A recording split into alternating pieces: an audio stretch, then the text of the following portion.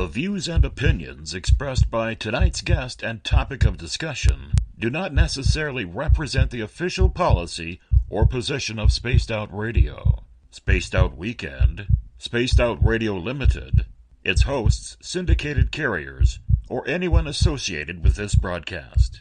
Any rebroadcast, reproduction, or other use of this broadcast or podcast without the express written consent of Spaced Out Radio or Spaced Out Radio Limited is strictly prohibited. Listener discretion is advised.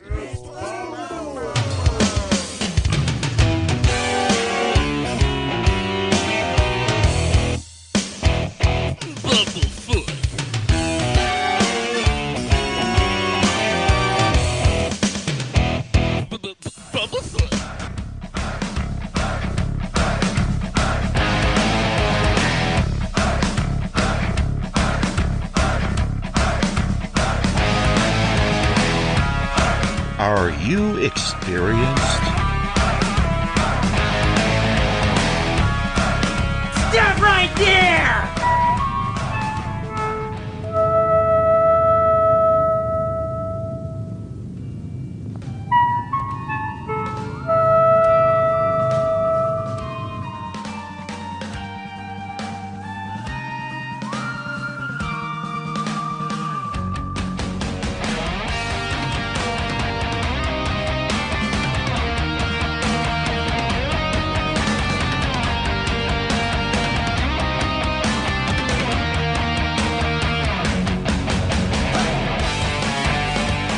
From high atop the mountains of British Columbia to you, listening around the world, this is Spaced Out Radio with host Dave Scott. They let us play with all our toys, they let us think that we're big boys, they let us make the louder noise, but when they rule the world, they let us think we're Superman. You can follow us on our website, spacedoutradio.com, on iTunes and TuneIn.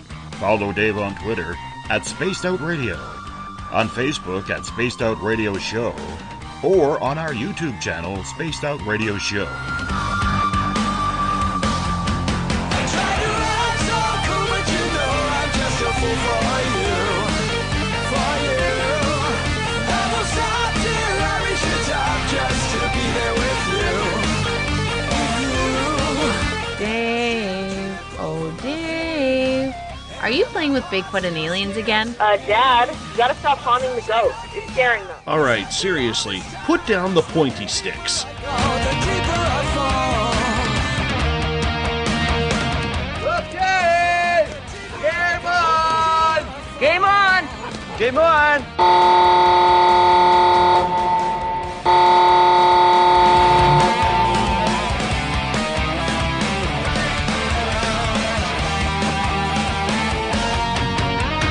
The password is... All right. Buckle up, space travelers. It's time to go for a ride on Spaced Out Radio.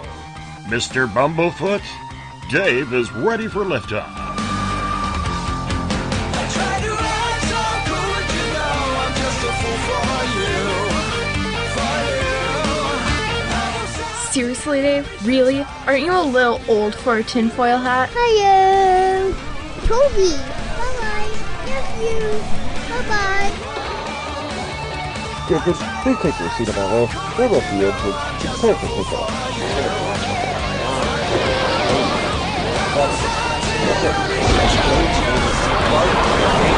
Start.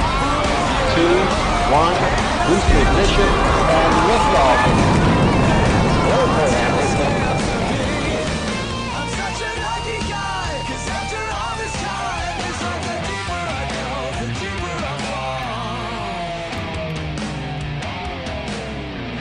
The deeper I go, the deeper I fall. Good evening and welcome to Spaced Out Radio tonight. I am your host, Dave Scott, and it's great to have you along for the ride on this Monday, November 27th, Tuesday, November 28th, if you're on the East Coast or across the pond.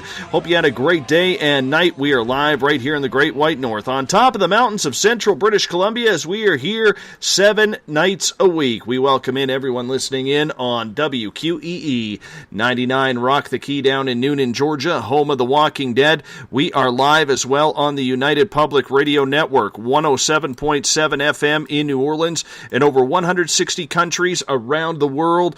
Good to have you with us as well. We are also live on spacedoutradio.com, Spreaker, KTLK, The Fringe FM, Renegade Talk Radio out of Las Vegas, the High Plains Talk Radio Network, and if you're listening in on Revolution Radio, remember the Double R Machine is a donation station financed by you, the valued listener. Head on over to freedomslips.com and donate today. Like our music, get your horns up for Mr. Ron Bumblefoot Thal, formerly of Guns N' Roses, currently of Art of Anarchy and Sons of Apollo.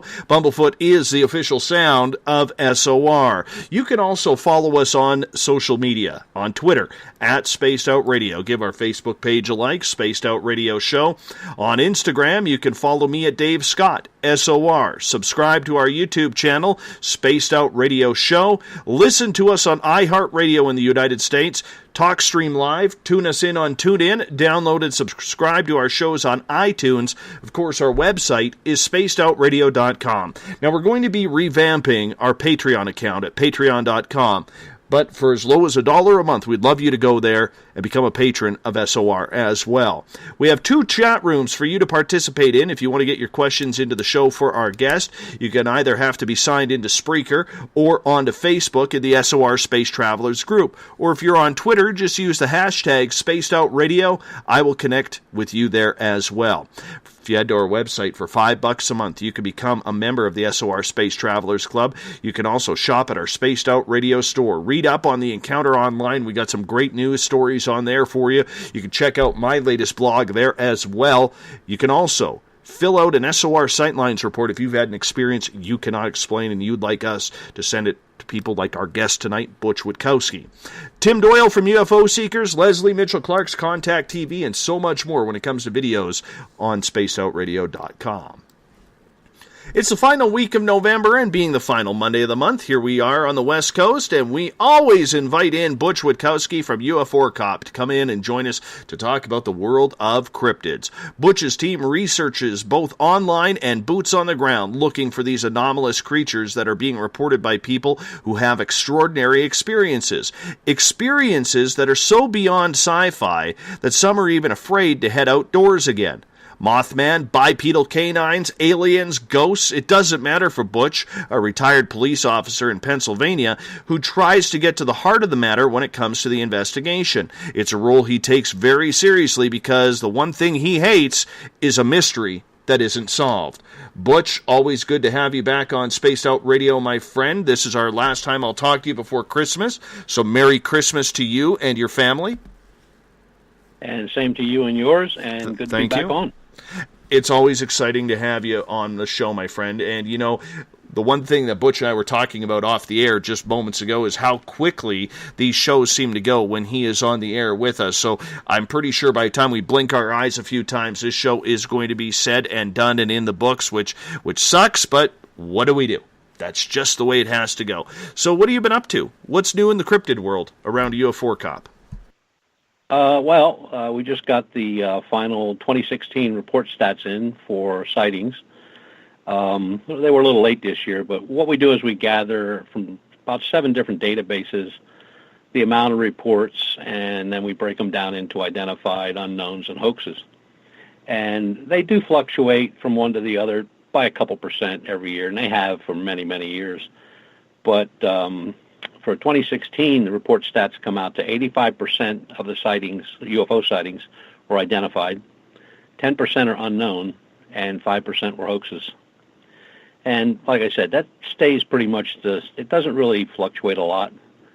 In the 70s, late 70s, the hoaxes were way high. They were in that 15% range, but in the last few years, they've been between 5 and 7%. Other than that, reports keep coming in, so we keep moving. When you look at the numbers, and tonight I want to take a look at something that's been coming on the air here from a bunch of our listeners lately in regards to alien abduction. When you look at the numbers, even though they're your own, how much of them do you put, or how much strength do you put in those numbers? I would say I would go with about 90%. They're pretty well documented, and they only do they don't do cases where it's just an information case only, or there's no relevant information, or it's just a word of mouth report where somebody calls it in and they're out of it, and you never hear from them again. But these are the ones where reports were actually taken and investigated, and that's how they arrive at these numbers. Again, they don't really change a whole lot. Just a few years back in the 70s and a few years in the 80s where hoaxes were really high.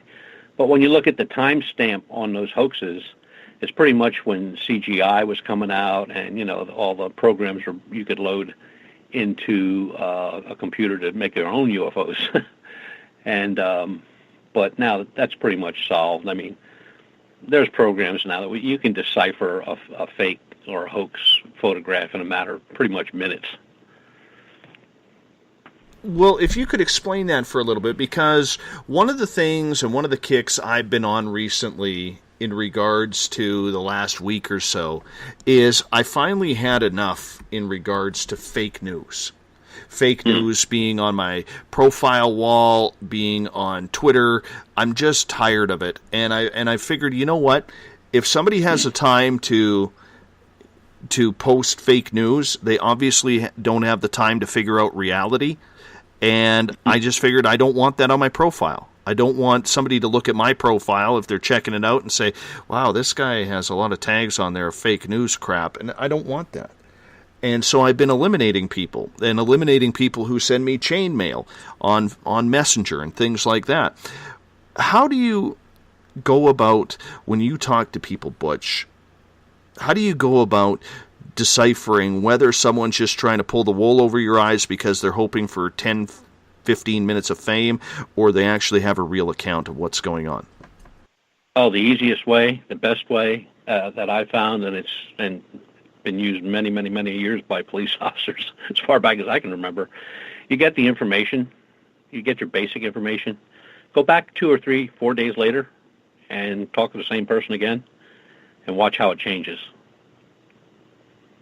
All of a sudden, the cloudy sky is now clear. The time of day changes. The location changes. What they were doing changes. They pretty much give themselves away. If something happens and you see it, you don't forget it. Just like my very first sighting, I won't forget it. I can go through it verbatim and over and over and over a million times to the last sighting that I had. Same thing. But, when somebody comes out of the blue, you have a person that, especially in abductions, where we find abductions usually come from persons that are living alone. They've read every book on abduction since day one. And their cases that they relate to you are strikingly similar to more famous cases that have come out over the years. There's just so many ways, so many things, and then there's always that when it's a face-to-face, you just know. You just feel it, you know it, and you don't really have to be any super-duper investigator. I mean, most people know when they're being lied to, and the fake stuff, that's going to be out there forever because, like you said, it's the 5 minutes of fame, or they got a book coming out, or they're going to be speaking at a conference for the first time, and they want their name out there. And I don't think that's ever going to stop. But when you're interviewing a witness, like I said, the best way to do it is get the basic information, talk to them. Face-to-face is always best, but sometimes you can't.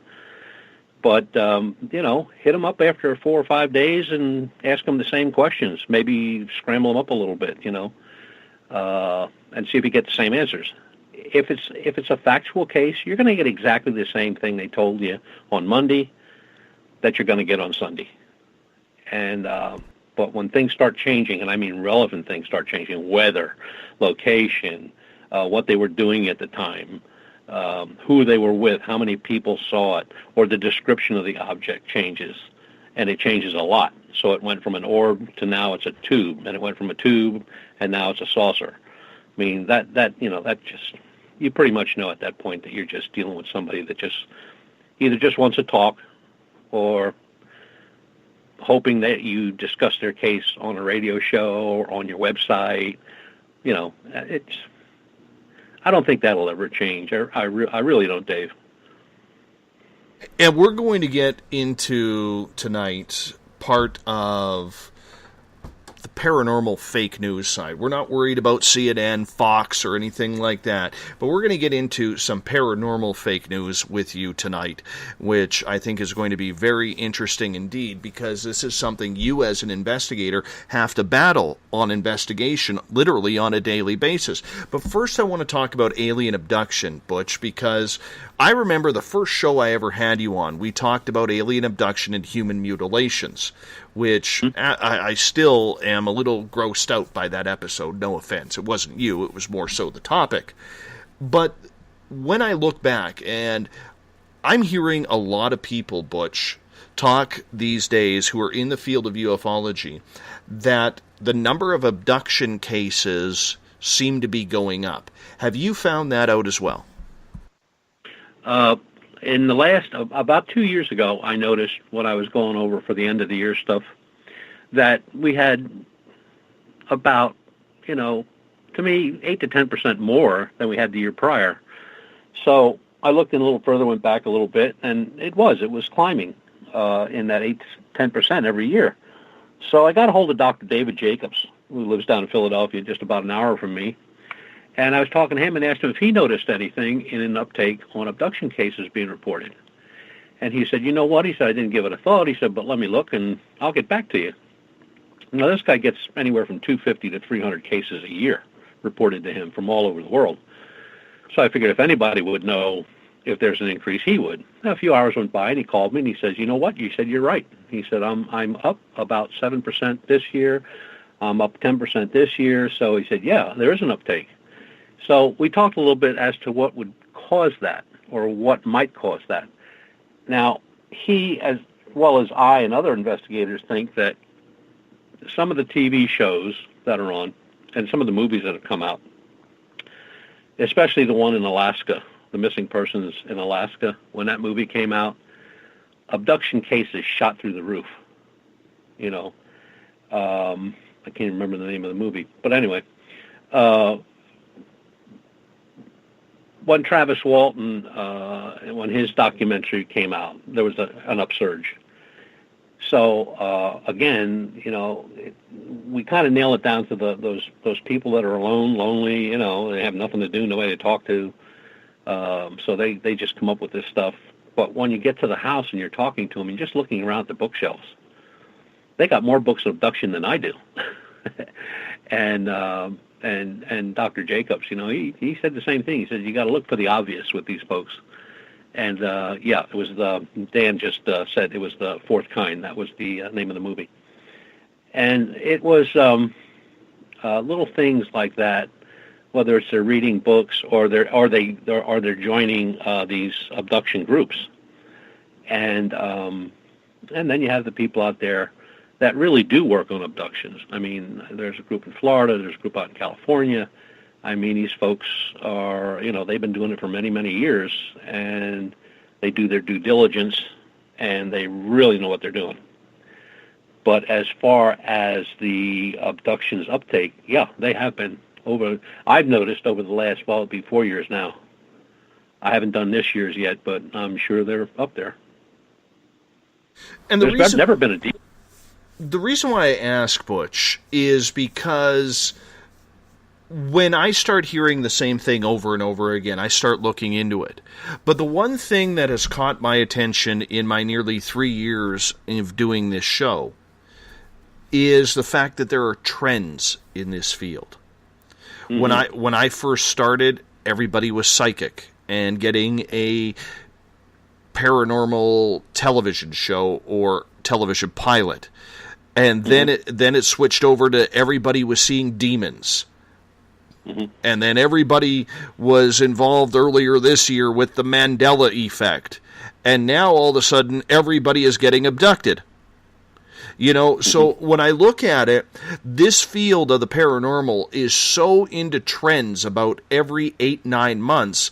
Is this just cyclical? And another trend that we're seeing, because it's the popular thing to be now, is an alien abductee? Or are we actually looking at true people with true cases, and the aliens are taking more people than what we first thought? I think it's a trend. Ufology has always been trendy. Cryptozoology has always been trendy. I mean, just for an example, like, you'll get a ton of Bigfoot reports in a certain period of time on the West Coast, Washington, Oregon, Northern California. You won't get anything on the East Coast. If you get one or two, you're lucky. Then a month or 2 or 3 goes by, California, Oregon, Northern California, Oregon, Washington State, they have nothing. All of a sudden, Western Pennsylvania is loaded with Bigfoot sightings, or upstate New York. Never in the middle. It's always the East Coast, West Coast. It's like, okay, we reported ours, now it's your turn. It's the same thing with ufology. The biggest reporting states are California, Texas, Florida, as far as UFO sightings.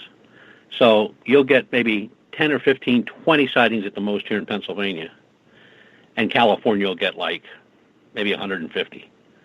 Texas will get over 100. Florida will get over 100. And then it kind of reverses itself. Then all of a sudden, Pennsylvania won't get to that 100 number only because of its size, but it might get to 40. And Florida will drop, and California will drop, and Texas will drop. And then South Dakota all of a sudden will have 40 reports, or you know, an out-of-place state like that. And it's the same thing with cryptozoology and ufology, paranormal. And it always, the trend that we see the most is the minute there's a show on, like when X-Files was on, on the comeback, when it came on the comeback a year or two ago, UFO sightings went through the roof. People were seeing aliens in their garbage cans, in the sink, in the bathtub. I mean, they were seeing them everywhere. It went off the air. You know, the season was done, and those reports just dropped. There was the movie came out, Dog Soldiers, about bipedal wolves, and the reports shot up all over the place. The movie was kind of a so-so deal, not really a big number, but the movie went away, and within a few months, everybody in those areas that were reporting that just died off. There was no reports.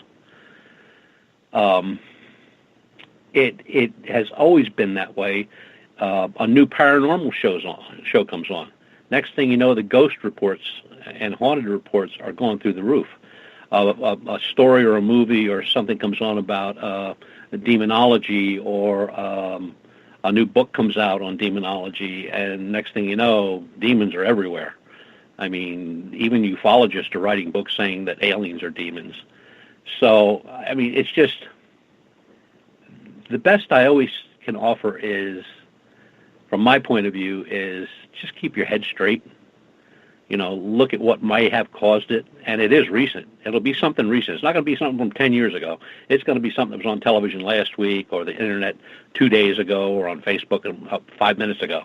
That's the stuff where it takes off. You only need one person to set it off, and then, you know, the whole group follows it in lockstep. And before you know it, you have a flap in an area where there may be a historical data of 0 UFO sightings. And there are places in the country like that. Or somebody sees something overseas, like in Japan or Rome or some other country, and next thing you know, that thing is seen in upstate New York, or it's seen in South Carolina. Exactly the same craft. And it's within 24 hours. So, you know, it's always been that way. I don't know how you'd ever control it or stop it. I mean, human nature is human nature. And, you know, people see something, they believe it, or they run with it, or it's somebody they really respect in the field, and they figure, well, you know, if they said it happened, then it happened. And that's sad in a way, because somebody in the field that is upright and honest about it shouldn't even go into that stuff. That would be like me saying that movie, The Fourth Kind, was real. No, it wasn't real at all. So, it's... That is one place I'm never visiting, Nome, Alaska. Never visiting there. Yeah, but you know, look, there are a lot of missing people in that area. But you got to look at the area. It would be like me coming from Lancaster, Pennsylvania, coming up to visit British Columbia, getting off of a plane, a bus, getting out of a car, and just walking into the woods. You'd never see me again. I'd be gone. I have no idea where I'm going. And so many people, especially younger folks that, they get tired of the rat race or whatever, and they move on up to Alaska. They're going to make a new life. They have no idea what's out in those woods that'll eat them alive, slowly. They have no idea how to be prepared for the weather. They have no idea any survival skills of any type. And, they rent a cabin or they buy a tent, they buy all kind of equipment, they go out and they're never heard of again. And there's some, big grizz sitting back in the corner going, belching and laughing his ass off. But they have a lot of missing persons up there. You got people that just, a lot of alcoholism in that area in Alaska. And people get loaded and they just start walking. They think they're walking home and they're walking in the woods, or a storm comes up, they're never seen again. They're finding bodies up there all the time. But, that's like, you have stories and documentation, real documentation of whole villages that disappear, in different parts of the world. So I have no desire to go to Alaska. Do you think a lot of this trend that we are seeing are people making up stories because they want that 5 minutes of fame? Or do you think that they may have actually experienced something, but maybe not to the extent that they are maybe sensationalizing? Well, it's a little bit of both. The people that sensationalize, they're trying to get your attention. So if somebody, I'm just off the top of my head, if somebody says to me, well, I saw this in the sky, this is kind of what it looked like, okay, and they give you a description, and then they take it to the next step. And then I saw the portholes, and I saw creatures inside walking around, and you know where you're at with that one. And so embellishment is big in ufology and in the paranormal. I remember watching one thing on YouTube where these people were following a shadow, and these guys are supposed to be the experts. Now they're following a shadow. The shadow they're following is a damn cameraman that's in front of them. And not till the end do you really just catch a glimpse. You can see the camera on the guy's shoulder. And then when it actually originally aired, well, that shadow wasn't there anymore, so they took it away.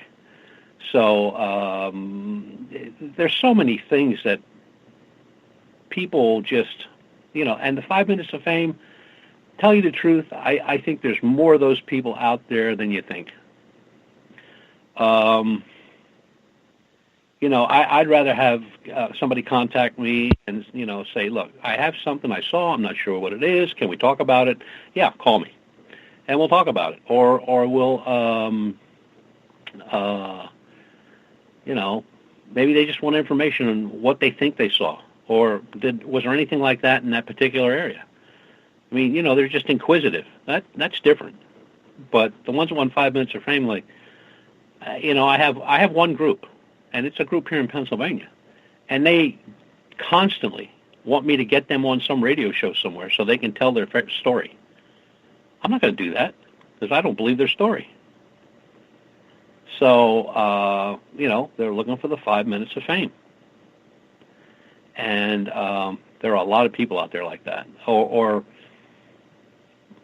they'll go to a conference or maybe just a speaking engagement at a local high school or school or library. And they start talking about all their experiences, and you can't get rid of them.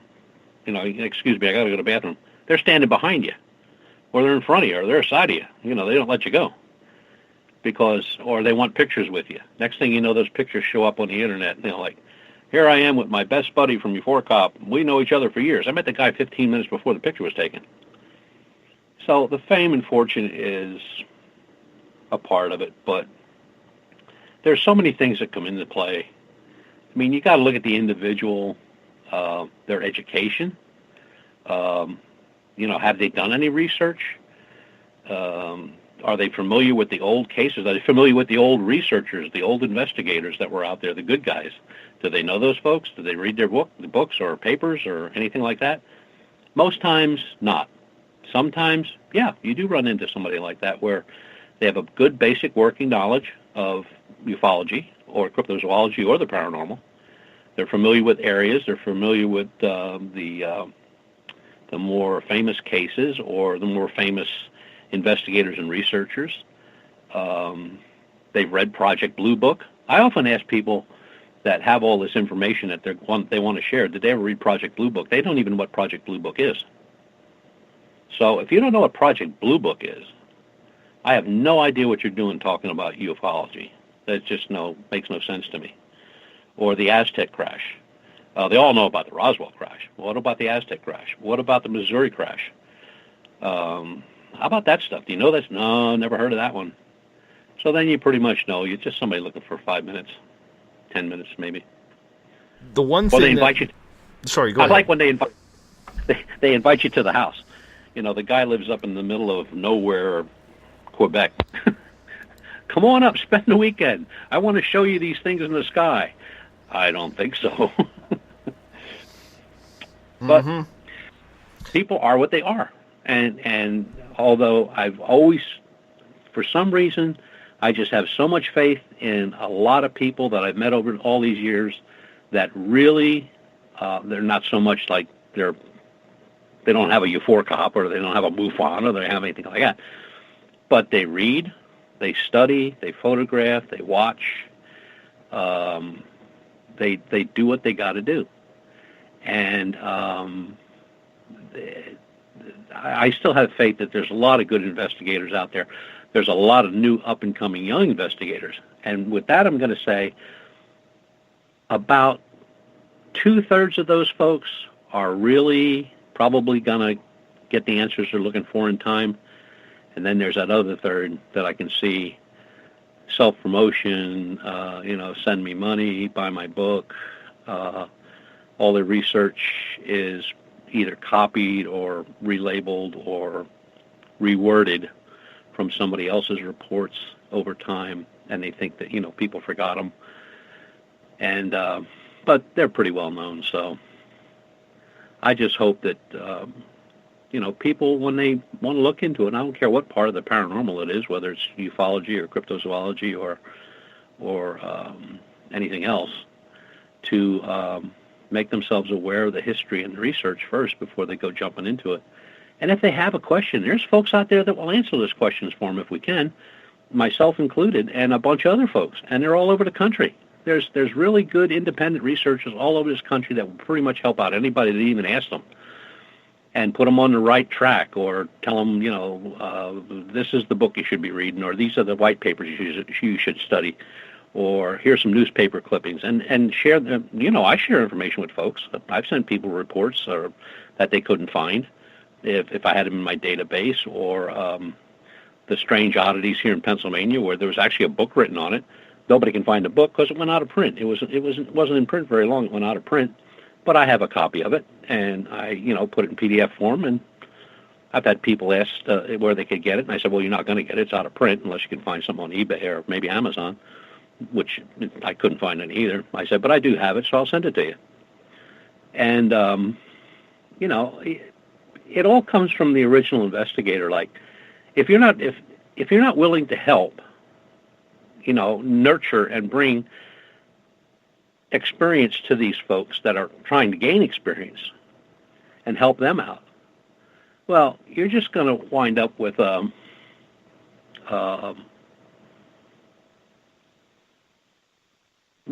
just wind up with another MUFON probably.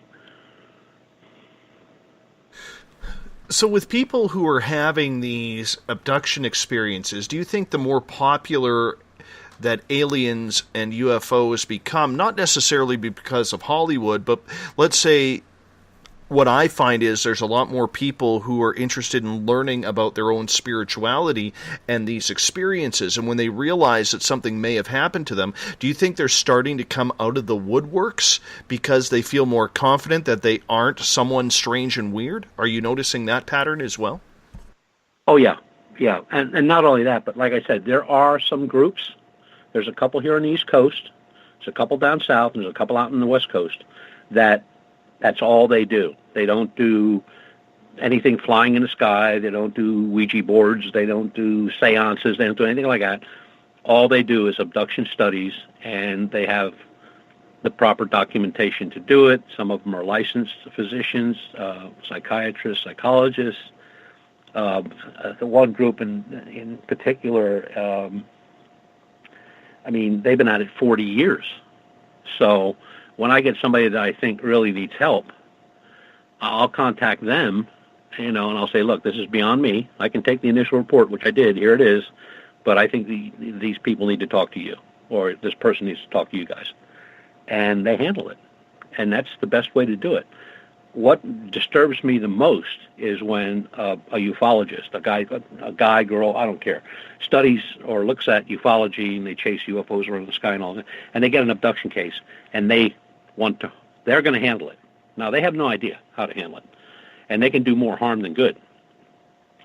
And I always warn people, like I'm doing right now, if it's an abduction scenario and you think something really happened, you get a hold of somebody that is in the field that can refer you to people that handle those type of cases. If somebody said to me, Butch, can you handle this case? Are you going to put him under hypnotic suggestion and all? I can't do that. I can take the guy down to the bar and buy him a beer, but I'm not going to hypnotize him and ask his life story and all that stuff. That's nonsense. But you have ufologists out there that do it, and they do it a lot.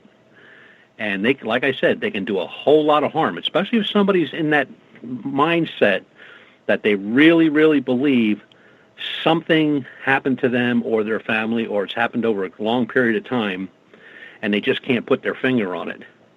And they start sprouting wild stuff like they know what they're talking about. They had a lot of them carry these papers that questions to ask somebody who's abducted. Well, some of those questionnaires are 20 pages long. By the time you get to page 2, that person could probably barely remember their name, let alone exactly what happened. So when you turn them over to an abduction researcher, then it's people that can use their experience, their knowledge, their background, whether professional or just doing it a long time, to get to the truth and get to the answers. And they do it rather quickly, too. You want to hear a doozy? Yeah. So I had a friend of mine in town here who knows, because it's going around town that I'm the local ghost guy and ET guy around here. Go figure. That's the reputation you want in a small town. You know what I'm saying? Hey, there's the ghost guy. Go shopping or whatever. There's the ghost guy. Anyways, that's what I'm called now. Nobody knows my name, except I'm ghost guy. Anyhow, so a good friend of mine who's very intuitive but really not into the ET thing calls me up and says, I need some help. I need you to talk to a friend of mine. He's very skittish about what is going on with him, having some bad experiences. He's not sure what's going on. So I called the guy after one of my shows last week and literally find out, I said, well, do you want these things gone? Do you not? He sends me a bunch of pictures. They've all been filtered. I said, do you have the originals? Yes. I said, can you send them to me? No. Why? Why? Well, I don't know you. I don't trust you. I don't trust anybody who you're saying is a pro in this. And if they are the real thing, I'm sitting on $1 million here that I'm going to blow the world open to the field of ufology. And I will get paid about $1 million for these. Literally.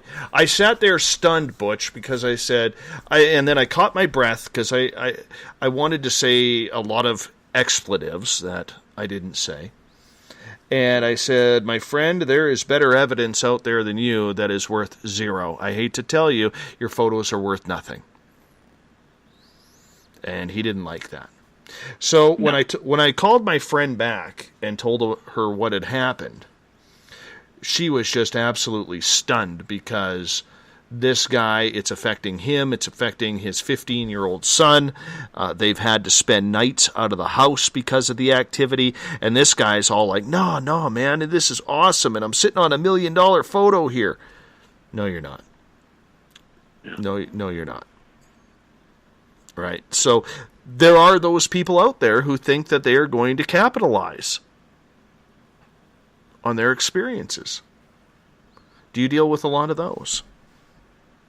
Yeah, no. Every now and then you'll get one that'll send you a picture that looks like, one of my dogs drew it. And they'll say, this is it. This is the deal. This is the true stuff. This is what you're looking for. And I'm looking at it going like, I wonder what size crayons he was using. I mean, and then all of a sudden, then when you say, well, do you have anything better? Well, yeah, I have the original, like you just said, but I can't share that because that's worth a lot of money. I've got that copyrighted. I've given a copy to my lawyer. I've given a copy to the Pope. I've given a copy to my sister-in-law. I've got everybody got all these copies. They're all copyrighted. So anything happens to me, if I get killed, then everybody else is going to get rich. And I'm going like, you really, really, really, really, really need to sit back, have a good stiff drink, and think about what you're saying. Because in all these years, I have never met anybody that made a fortune with any picture, any report, period. End of story. I don't care if they sold 100 books or 500 books. They didn't make any money.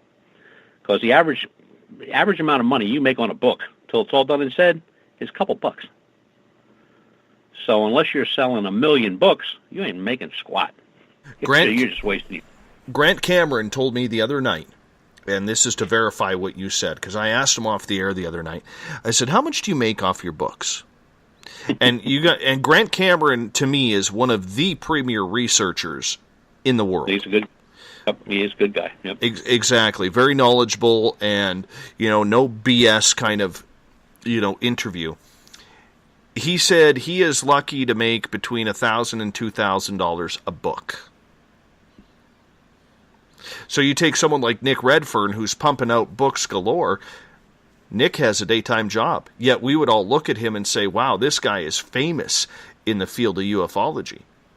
And Grant, when I asked Grant how come, after he started laughing over my question, he said, no one reads books anymore. One of the biggest, and I'm not going to mention any names, but let me tell you this, one of the biggest investigators in ufology, and been around for a long time, wrote a number of books, goes to a number of conferences every year. His full-time day job is at Walmart.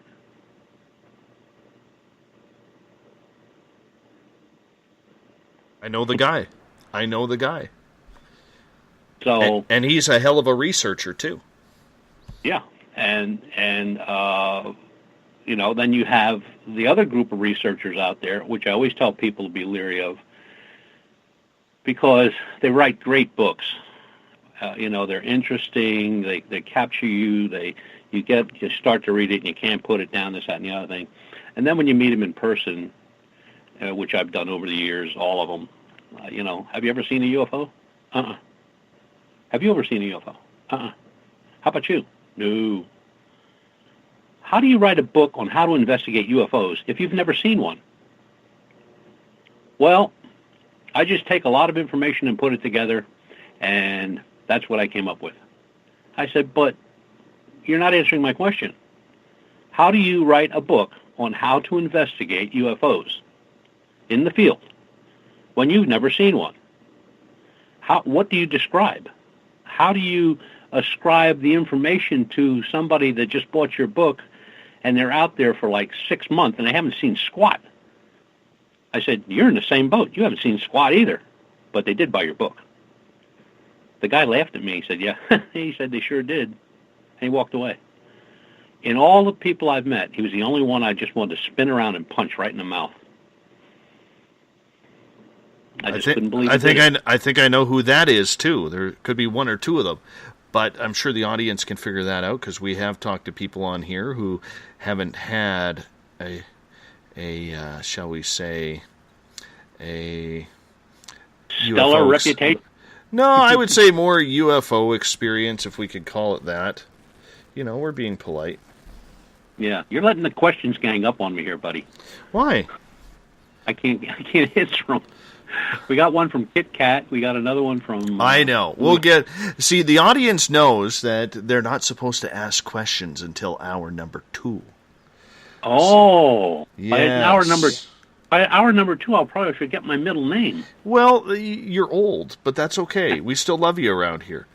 And you and I haven't gone for beer yet. So, it's one of those things that it will happen one of these days. But we will get to all the questions that are going on in regards to research and things like that. So with alien abduction, as we continue along those lines, Butch, the experiences that you say the numbers are going up, what are people having happen to them? What are they reporting?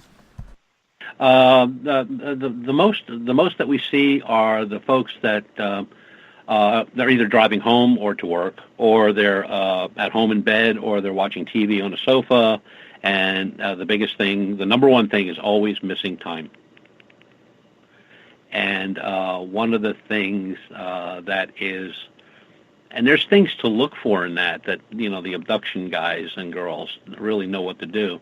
Like when somebody tells you, well, I went to bed and it was, I just didn't feel right, or something didn't feel right, and I had this really weird dream, and, now they're just pretty much telling you what you've heard 100 times before, and then they get to that one statement.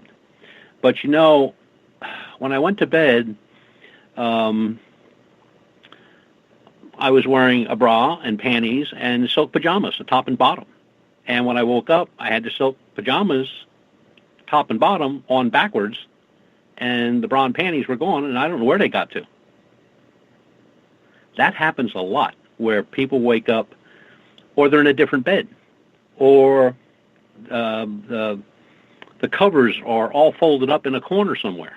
Now, I understand people can sleepwalk, and that stuff does happen, but I don't know too many guys that go to bed and wake up with their shorts on backwards, or their pajamas on backwards, and then they're reporting missing time.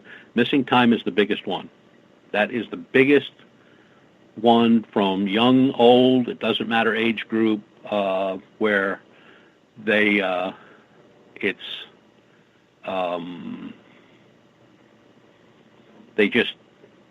things are different when they wake up.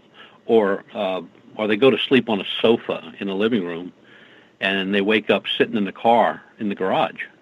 Car's not running or anything, they're just sitting in the car. It's just crazy. And then you have sleep issues, sleep paralysis, and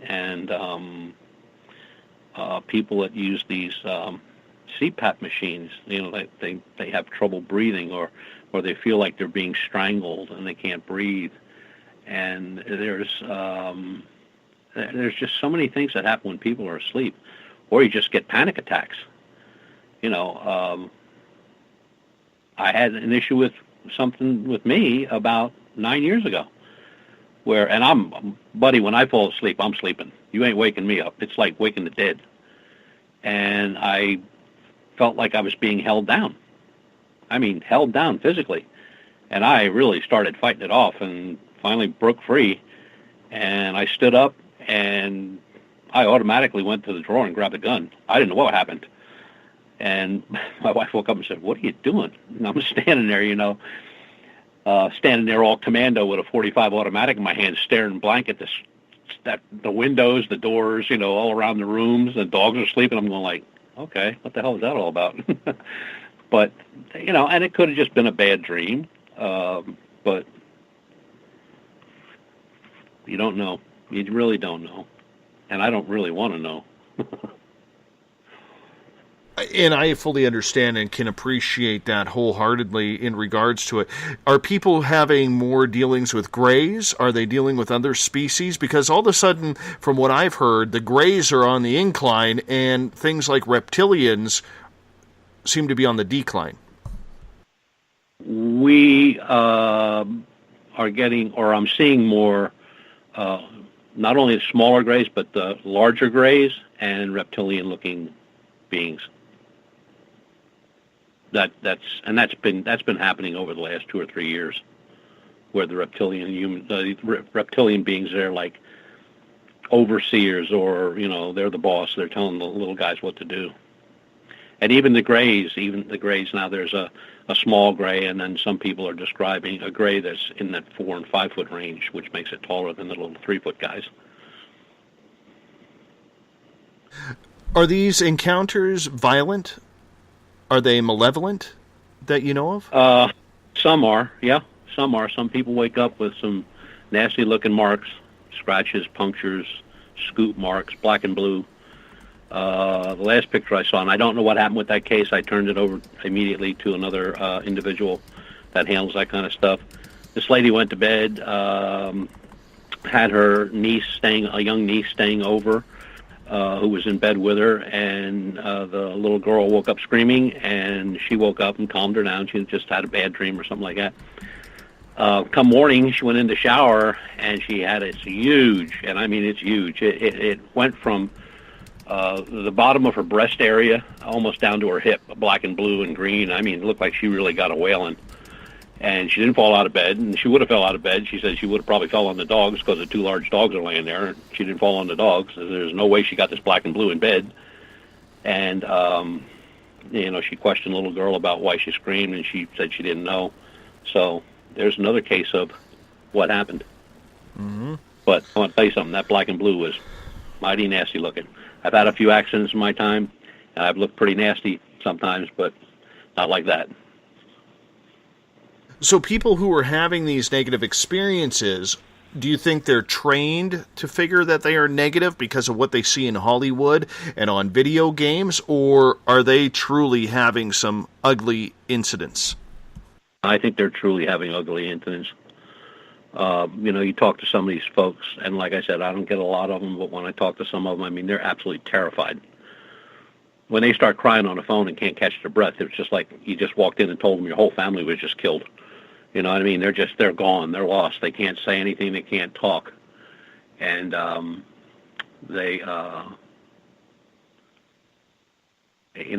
you feel for them, but you can't do anything. And that's why I'm really thankful that there are people out there that can help them. And I can get them to connect together. Because I wouldn't know even how to begin with somebody like that. And you can do more damage. And that's why I hate when some of these guys that are in ufology say, "Well, I'll handle it." No, you're not going to handle it. You don't have any clue. Well, I've talked to somebody before that was abducted. Yeah, that was your dog. Forget it. So, abduction is very serious. I think it's been going on for a long, long time. But we don't know. We just don't know. It's just abduction is so hard to figure out. And, you got to feel for these people, especially people who have been abducted all their lives from childhood on up to adulthood. How do they live with that? And it's disheartening to know that you can't help them.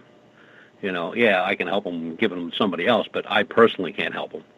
And sometimes I feel really bad about that. But you can't take it personally, even though you want to. Yeah, but I do. That's the bad part. I do. And after a while, it'll go away. But, you think about it and, well, maybe I could have done this or maybe I could have done that. But there are so many people out there, and I don't mean there's hundreds of them, but I mean there are people all over this country that have been doing this for a very, very long time. And they have, the wherewithal, they have the medical help, they have the background to help these folks.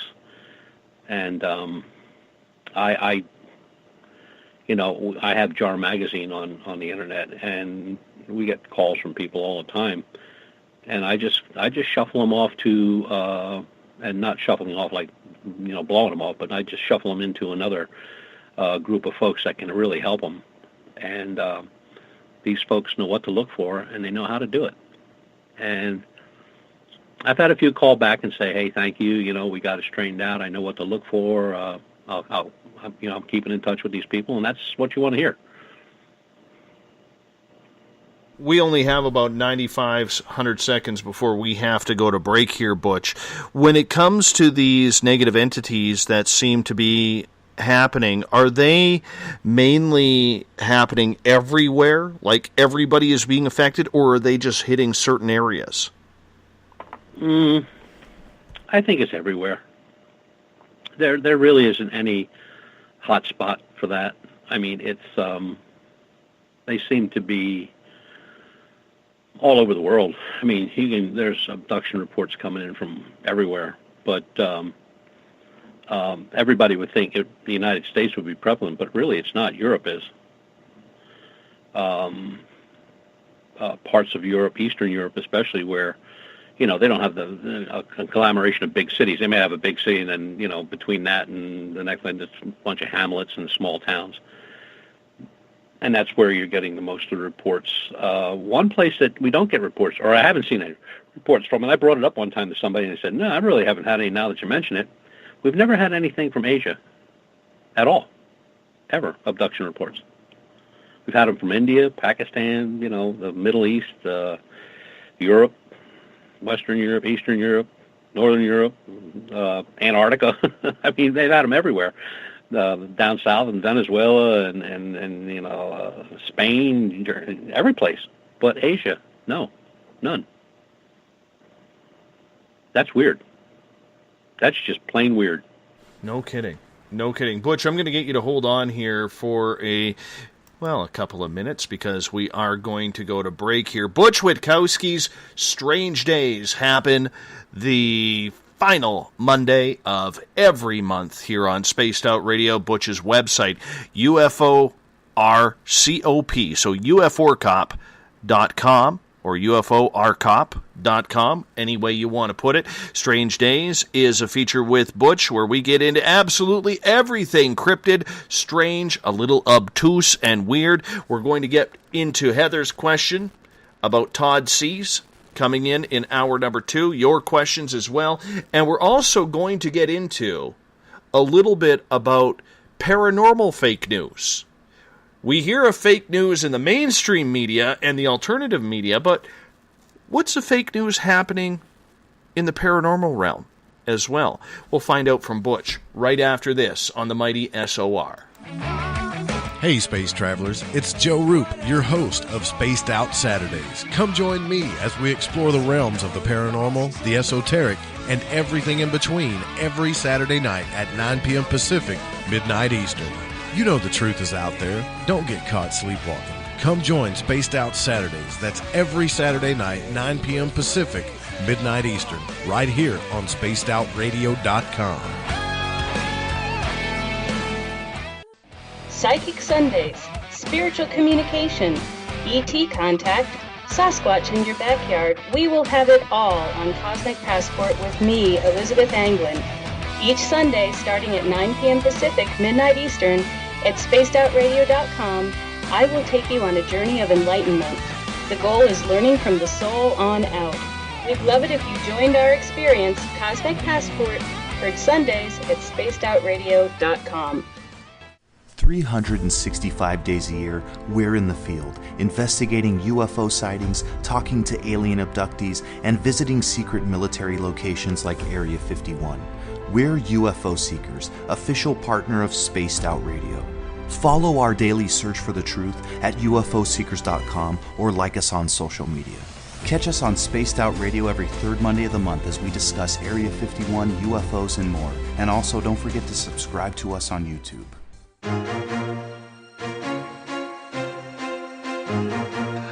From coast to coast to coast, Blacklight Uncharted is taking on the paranormal across Canada. From ghostly hauntings to the UFOs flying above in conjunction with MUFON Canada, we're closely investigating what's going on in the northern skies and checking out the apparitions that walk among us. Check out our videos right here at spacedoutradio.com. We want to know your thoughts, we want to hear your experiences, and we want you to share your stories. The answers are out there, and we intend to find them. Would you like to become one of our space travelers? All you have to do is click on the Space Travelers icon at spacedoutradio.com. For only $5 a month, you can get access to some great prizes, as well as private monthly shows, newsletters, and a members-only section on our website. Become a space traveler today. It's paranormal news at its finest. Welcome to The Encounter.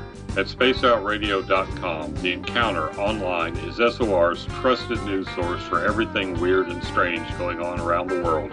This is news editor Eric Markham. Our team of journalists are scouring the planet for those strange stories that rarely make the mainstream. No fear-mongering or fake news here. Head over to spacedoutradio.com and encounter The Encounter. Want to learn more about aliens, cover-ups, conspiracies, cryptids, and the paranormal? All you have to do is tune in S4 as we take over the Spaced Out Radio night, starting at midnight Pacific, 3 a.m. Eastern, each and every Saturday night, right after Spaced Out Saturdays. Hi there, this is Eric Cooper from Forest Moon Paranormal. Join me, Corey Ruiz, and friends as we discuss the hot topics of the night. It's fun, entertaining, and as dark as the night. Find us at spacedoutradio.com.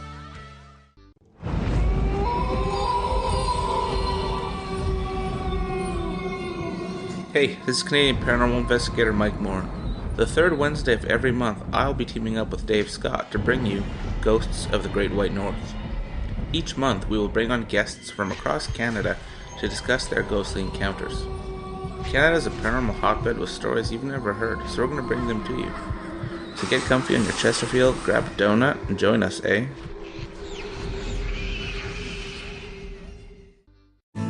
Are you an experiencer? Have you had run-ins with strange creatures you can't explain? ETs, Dogman, Bigfoot, werewolves? They're enough to scare the daylights out of anyone. Hi there, I'm Butch Witkowski from UFO Cop. And on the last Monday of every month, you can listen to me and the host, Dave Scott, talk about the weird and the strange being reported on Spaced Out Radio. I'm going to bring my investigations and sources, you bring your experiences, and we'll figure out the rest together. Strange Days on Spaced Out Radio. Come tune us in at spacedoutradio.com. There's a lot of strange going on in this world, and we can help you find out what's going on with you. Paranormal, cryptids, UFOs in the sky, aliens in your bedroom tickling your toes. We have the investigators you need to find out the answers you deserve. All you have to do is head to spacedoutradio.com. Your information is 100% confidential. The SOR Sightlines Report. It's free, and we're here to help. Are you interested in advertising on Spaced Out Radio? Head to our website at spacedoutradio.com and click on our advertising tab. There, you will find an assortment of ways you can get your product out there with us, from radio commercials to banners and social media. Have a product you like our hosts to endorse? We can do that too. Visit spacedoutradio.com for more details. Don't have time to listen to Spaced Out Radio live? Wherever you are, the car, the office, the shower, or even if you're traveling, we're right here for you. Each Spaced Out Radio show can be found on iTunes, TuneIn, and on our YouTube channel, Spaced Out Radio Show. It's the perfect way for you to catch up on our shows. For more information, just head over to our website, spacedoutradio.com, and tune in to us today. Do you want to know what's really going on in your world? Do you have questions about who you can trust in the mainstream media?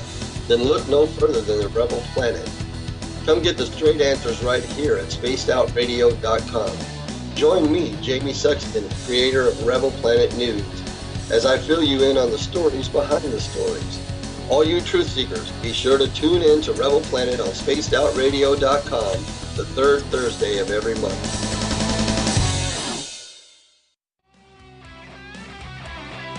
The views and opinions expressed by tonight's guest and topic of discussion do not necessarily represent the official policy or position of Spaced Out Radio, Spaced Out Weekend, Spaced Out Radio Limited, its hosts, syndicated carriers, or anyone associated with this broadcast. Would you like to connect with us? Head to spacedoutradio.com for all your latest show info. And hit us up on Twitter using the hashtag SpacedOutRadio.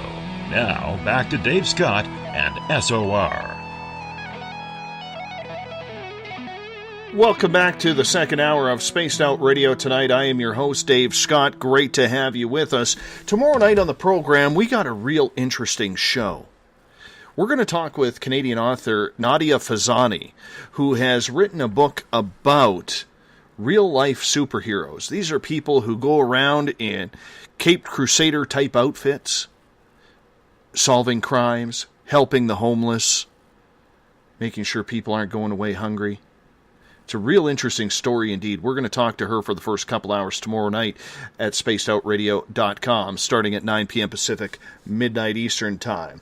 We want to welcome in everyone listening in on WQEE 99 Rock the Key down in Noonan, Georgia, home of The Walking Dead. We are live on the United Public Radio Network, 107.7 FM in New Orleans and over 160 countries around the world. Great to have you with us as well. We are also live on KTLK, TheFringe.fm, Renegade Talk Radio out of Las Vegas, and if you're listening in on Revolution Radio, remember the Double R Machine is a donation station financed by you, the valued listener. Head on over to freedomslips.com and donate today. Bill Cardwell has set the password for tonight in the SOR Space Travelers Club. Creatophagia. Creatophagia is your password. Make sure you use it wisely, Space Travelers, as Bill sets a password each and every night right here on the mighty SOR. Now, if you want to follow us on social media, you can do so on Twitter, @SpacedOutRadio. Use the hashtag SpacedOutRadio. If you want to connect live with me during the show as well, you can give our Facebook page a like, Spaced Out Radio Show. You can join us for live chat on Facebook in the SOR Space Travelers group. We're on Instagram, Dave Scott, SOR. We have a brand new YouTube channel, Spaced Out Radio. It's no longer Spaced Out Radio Show, so if you're subscribed to the old one, you can unsubscribe there, subscribe into the new one. We'd really appreciate it because that's where all our archives are going. And of course, you can listen to us on iHeartRadio in the United States, TalkStream Live, tune us in on TuneIn, download and subscribe to our shows on iTunes. Our website is spacedoutradio.com, where we have a plethora of features for you, including joining the SOR Space Travelers Club for $5 a month. You can shop at our Spaced Out Radio store, rock out to Bumblefoot, watch great videos from people like UFO Seekers Tim Doyle and Contact TV with Leslie Mitchell Clark. And you can read up on all your latest weird and strange news on the Encounter Online. I got my latest blog up there as well, which is on our birthday show coming up this Thursday. I'm going to actually open up the lines to you. You, the listeners. Hard to believe. I know. I never open up the phone lines, but we're going to on Thursday for the 3rd anniversary of Spaced Out Radio. Tonight, it's the final Monday of the month, which means it's time for Butch Witkowski's Strange Days that happens every single month here, where we get into everything cryptid and weird. Butch's website is uforcop.com, uforcop.com. Butch, welcome back. I'm ready. Me too. Already 1 hour in. 1 hour or 2 hours to go, my friend. That's the way we do it around here. 1 hour at a time. Go figure. The math is simple. Todd Sees. This is a case that you have exclusively been investigating, and one that just will not go away. There's a lot of people, because we do have new listeners all the time, who don't understand the Todd Sees case. I'd love to find out, because Heather asked in the SOR Space Travelers Club about the Todd Sees case. Is there anything new on that investigation? Well, we always get information. Some of it's new, some of it's not. But recently, as a matter of fact, just 2 days ago, we got some new information that's going to lead us into another direction with some questioning of some folks. But we've been at it since 2009. It's been where we documented it very well. I mean, everything we have in black and white on letterheads, signed, sealed, and delivered. So all these people that fed us all this bum information at the very beginning are going to regret it because we have it. It was interesting. One of my investigators went back into the original newspaper story that came out when this all took place, when the man disappeared and when he was found. And I stopped him right there, and I said, well, look, don't tell me any more, but let me guess. Everything in there is not there anymore. The whole thing has been scrubbed. He said, how did you know that? I said, it was scrubbed the day after I talked to that person, that reporter. And he said, well, how are we going to get that information? I said, I printed it out before I spoke to the reporter. I said, I have it. He went, oh, thank God. He was looking for some information on one of the names that was mentioned. But it's been tooth, nails, I just pulling splinters. It's just been amazing. The amount of people that lied to us, both professionally and unprofessionally, involved folks. It was just, it's stunning. The loss of all records on this guy. It's like this guy never existed. I mean, there's so little out there about him, and all the information that we did get, I mean, we dug tooth and nail for a lot of years before we got what we got. I mean, we were lied to by the best of them, the coroner, the doctors, the police department, the DA. FOIA requests were worthless. Pennsylvania's right to know law was a joke. But careful documentation and going about it in a steady, professional manner has yielded a lot of results. So hopefully, we're hoping that by the end of 2018, we will put out a paper with all the information that we have, and let the public decide what they think happened. Why does this case still intrigue people? I mean, we're going on a number of years here, Butch, since he disappeared and then reappeared. It's not a common case. There's no answer. I mean, a guy disappears, okay, and goes off spotting deer on an ATV. He doesn't come home when he's supposed to. The family looks for him. And he has an 80-acre property. They all know where he goes. They know where he hunts. The whole family hunts there. They don't find him, so the search begins. They don't find him. The next day the search continues. They don't find him until 7:54 in the evening. And the body is found approximately 25 yards from the back door of the house. Now, I guess that's not strange. It was underneath a fallen tree, but the body was massively decomposed, and then you have everybody that was involved in this search, like 250 people, dogs, cadaver dogs, a whole bit, walking past the body, and they didn't smell this guy in 97-degree heat in that condition? That's bull. That's a whole lot of BS right there. Then the township police department said they were the investigators. Turned out they were never the investigators. It was turned over to the state police. I mean, it's just one thing after another. The coroner lied. He said he wasn't the coroner at the time. He was the coroner. So, very early on, we already knew that either we had a real mystery and a cover-up, or we had the first documented case of a zombie who walked 1 mile in terrain that you can't believe, very stony, very rocky, even with boots on, walking over it, you can feel the rocks just wanting to penetrate through the bottom of your soles. And this guy did it pretty much barefooted with just socks, and his socks aren't even dirty. In your opinion, Butch, as you've looked at every facet of this case, what do you think happened from start to finish? Tell you the truth, I don't know. Look, it's in an area where you could be out in the woods and I could come up and shoot you at 3 o'clock in the afternoon or noon or any other time. Point blank, 5 rounds, 6 rounds, and nobody would care. Nobody'd know. It's a the whole area is one of the largest concentration of rattlesnakes in the state. So people hearing gunshots in that little town up on that mountain, that don't mean a thing to them. Or I could have just walked up and cracked you in the back of the head with a rock. But this guy was said to have died of cocaine toxicity.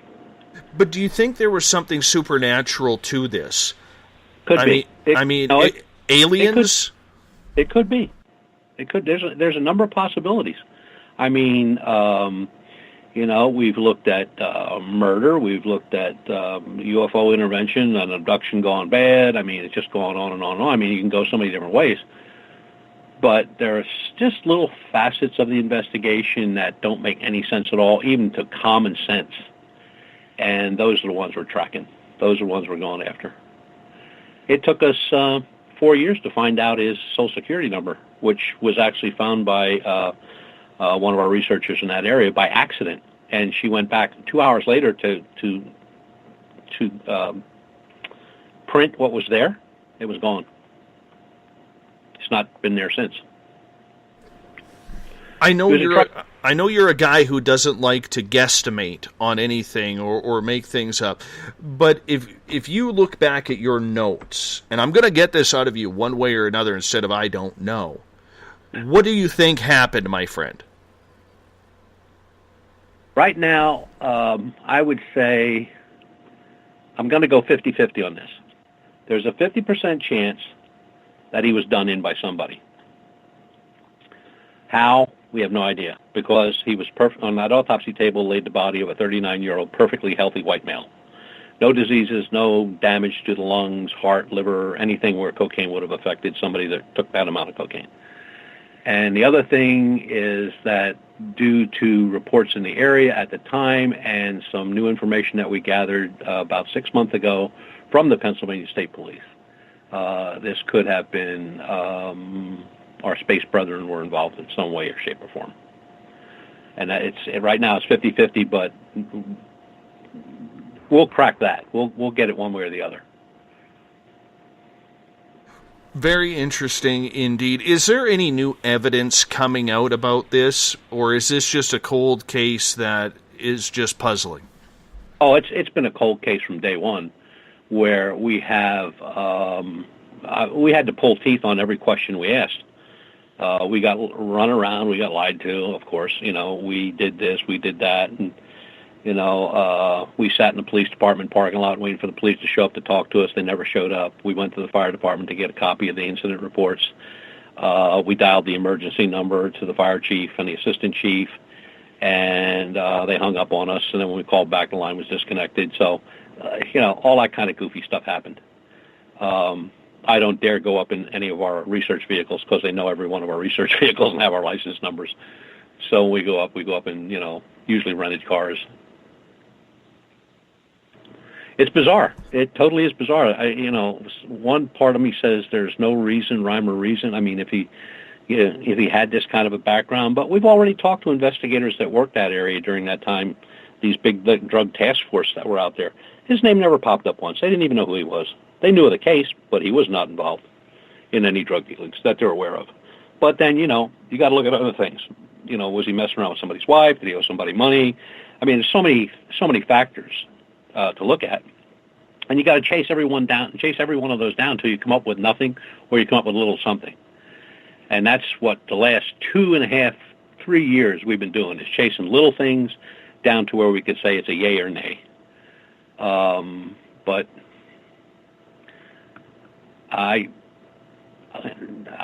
we just keep at it. That's what I tell people. And look, we don't have an answer. We're just keeping at it. Sooner or later, as in all things, somebody will say something they shouldn't, or somebody will send something they shouldn't have, or somebody will just open their mouth and start talking. And we've been blessed to have a number of folks up there, professional folks, retired police officers and a couple lawyers and some other people that have been helping us greatly because they're inside. We don't attach them to us, but they're inside, and they, when we get something, we can feed it to them, and they can do their thing. And hopefully, we're hoping that with the newest information we got, which I really can't share, that by the end of 2018, we should be able to come up with a conclusion. Moving on here, Adam has a question, and he is asking, in your opinion, what country has the most sightings other than the United States? It would be Europe. All of Europe. Country, I would say probably Holland, the Netherlands, that area, the colder areas.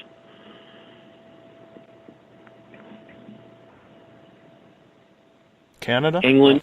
In the 70s and 80s, it was England. Is Canada just that boring, or nothing ever gets reported? Canada's always had a long history of reports. But, Canada is so vast, and there are so little researchers in Canada. I mean,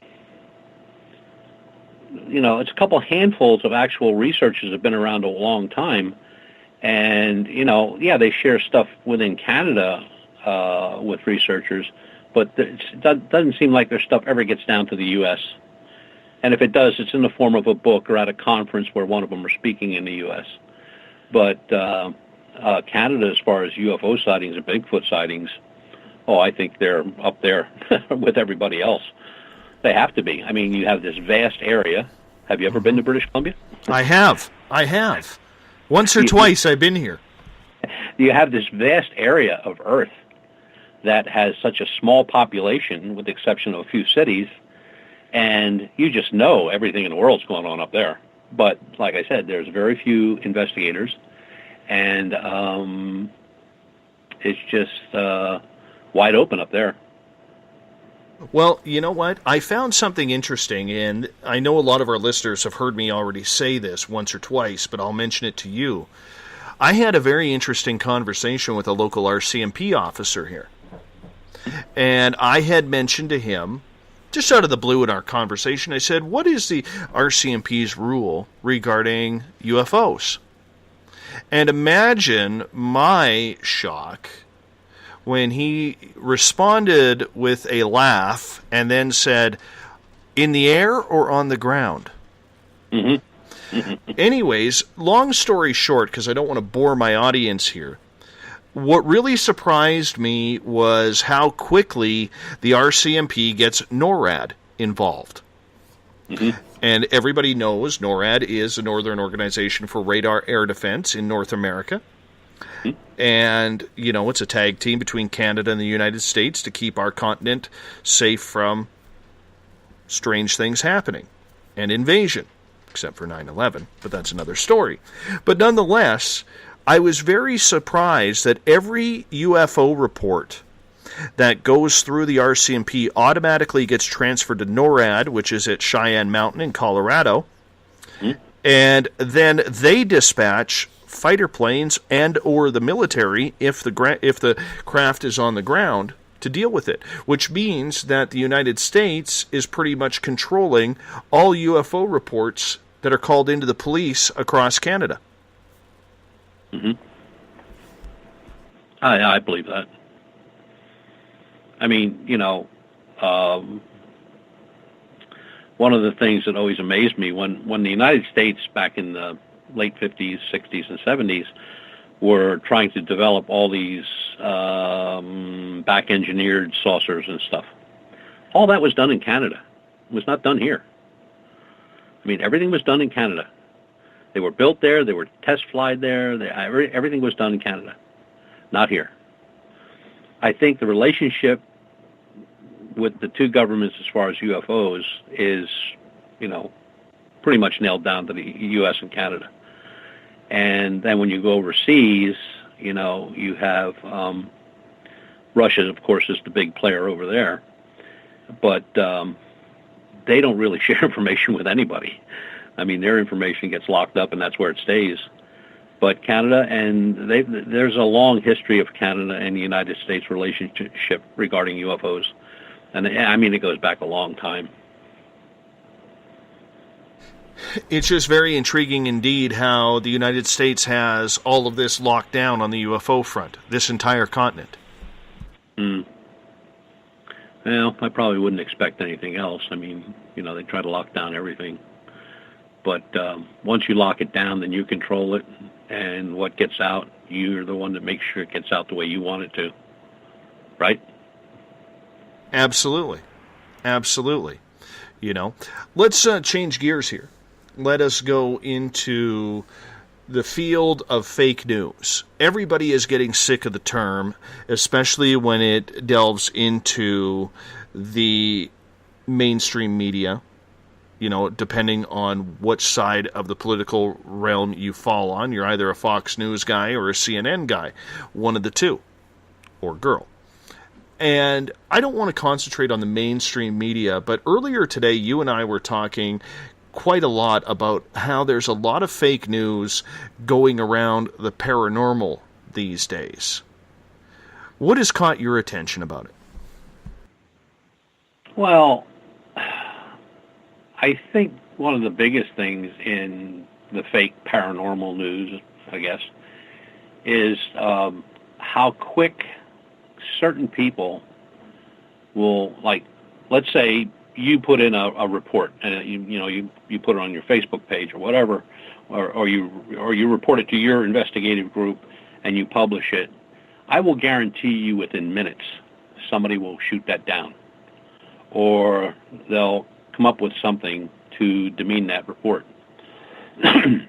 One of the things that we've seen a lot, especially in the last few years, is as larger groups break up or are not doing as much as they did before, they've now gone after smaller groups or independent researchers, which is a good thing in a way, because then the independent researchers and the smaller groups just stay between themselves, and then that it doesn't get lost. But in the Bigfoot realm, it's a big deal. Fake news. In the paranormal ghost thing, it's fake news is a big thing. Or you have Nubaru, or the world's going to end tomorrow, or just like Y2K in 2012, same thing. I mean, it's put out there to sensationalize and for people that think they're in the know to get their name out there. Again, that 15 minutes of fame and fortune, as all the book writers did with the 2012 and YK2. It all comes back to bite them in the butt. Today, if it wasn't for the internet, and even though I'm not a real great fan of the internet, it does help with getting information out, because you're not getting one side of the story. Now you're getting all sides of a story. But it's interesting that what is it? Just about every couple of years now, the world's going to come to an end, and then they tell us how they're going to do it, or some guy sitting in the middle of Kansas somewhere says that he's been watching a meteor coming from outer space, and it's on a dead center hit to the planet Earth within a matter of 6 months. The next thing you know, he's on the newspapers, then he's on radio, then he's on a television show, and then next thing you know, he's writing a book. And before you know it, that 6 months has come and gone, but he's still out there. And then they always come up with the excuse, well, it veered a little bit, so many degrees, and it missed us just by a hair. If a meteor the size of what these people are talking about would even miss us by a hair, everybody on this planet would see it. I mean, it would be that close that you could, it would alter the parameters of the planet in some way, shape, or form, either magnetic poles, or as the Earth rotates, or possibly reverse. There's so many things that could happen if something got that close. And, then when you finally look or talk to somebody that knows what they're talking about, they say, like, well, yeah, I guess you could call it close, but it was like 8 billion light years away. So, okay, it depends what you want to call close. And, people today are a lot smarter. They've gained that information from being screwed by the media, both print and on television, for many, many years. And I don't care what station it is, they all do the same thing. And people don't buy that one story and its story's done, we move on to the next. They want to know. They want the information. They'll look for the information. They'll go to great lengths to get the information. And usually they are right, and they know they were smoked. And it's just like the disclosure movement. Now, there's a big joke. I mean, there are people that have lived off of that, and I mean virtually lived off it financially for many, many, many years. There's never going to be any disclosure. We already know there's stuff up there that we can't build or fly. We've seen changes, sunspots that move on their own. We've seen things happen on different planets over time. Some of the stuff gets out, some of it doesn't. And why would NASA, and this just kills me, NASA has a department in Florida that their main job is to erase and clone out things that are seen on photographs taken by satellites. Why do they do that? Why can't they just let it as it was? Because they don't want it to get out, and it would destroy their image. I wouldn't believe NASA if they were sitting here in my den bleeding on the floor. There is nothing they could say to me that I would take as verbatim. I guess the first words out of my mouth would be prove it. I need to see the proof. And a lot of people have gotten that way. I mean, barring the elections and, this candidate versus that candidate, that stuff's been going on forever. And now, so it's like a cycle. So you got one candidate going after another candidate for something. So then the other side goes after people that aren't candidates but are on the other team. And all it is one's distracting the other from the story. People know what's going on. They're not dumb. People are a lot smarter than for years. I mean, in newsprint and television and radio shows, as far as news, they all talk to people like they were 5-year-olds. And I guess there was probably a time when people took what they said, guys like Edgar R. Murrow, like he was the man, he wouldn't lie to us. Turned out to be, he was one of the biggest liars ever come down the pike. What was the guy that said he was in all these combat situations? Turned out they were lies. I mean, but the thing that kills me is they admit lying, they get suspended for 30, 60 days. Next thing you know, they're back on the air. Why does that guy have a job? If he lied to you once, he's surely going to lie to you again. He got away with it once.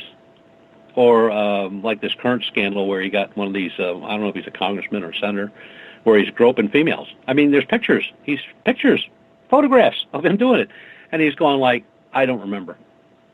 You don't remember. Here's the picture. Does that refresh your mind? No, I don't remember. Come on. Look, I'll tell you what's going to happen. If it does happen, I don't know if it'll ever happen.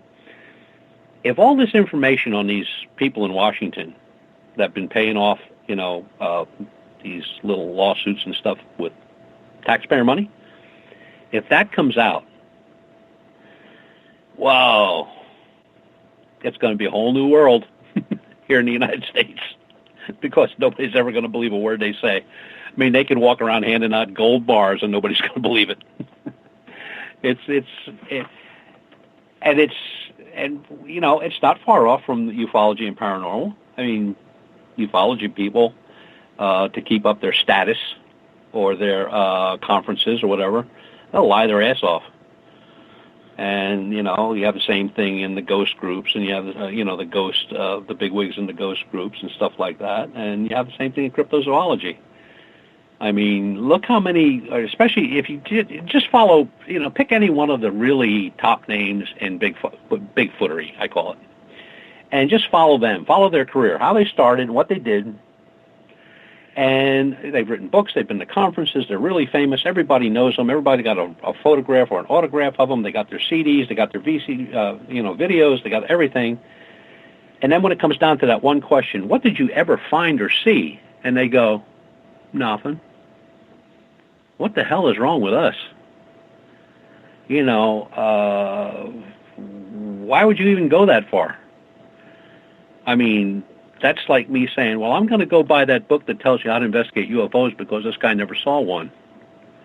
That's being as dumb as a box of rocks. But there's people that do it all the time. And it keeps these guys out there. And it's just amazing to me, fake news, whether it's, national or local or the conspiracies that come up within a matter of minutes of something happening. There's a conspiracy going on.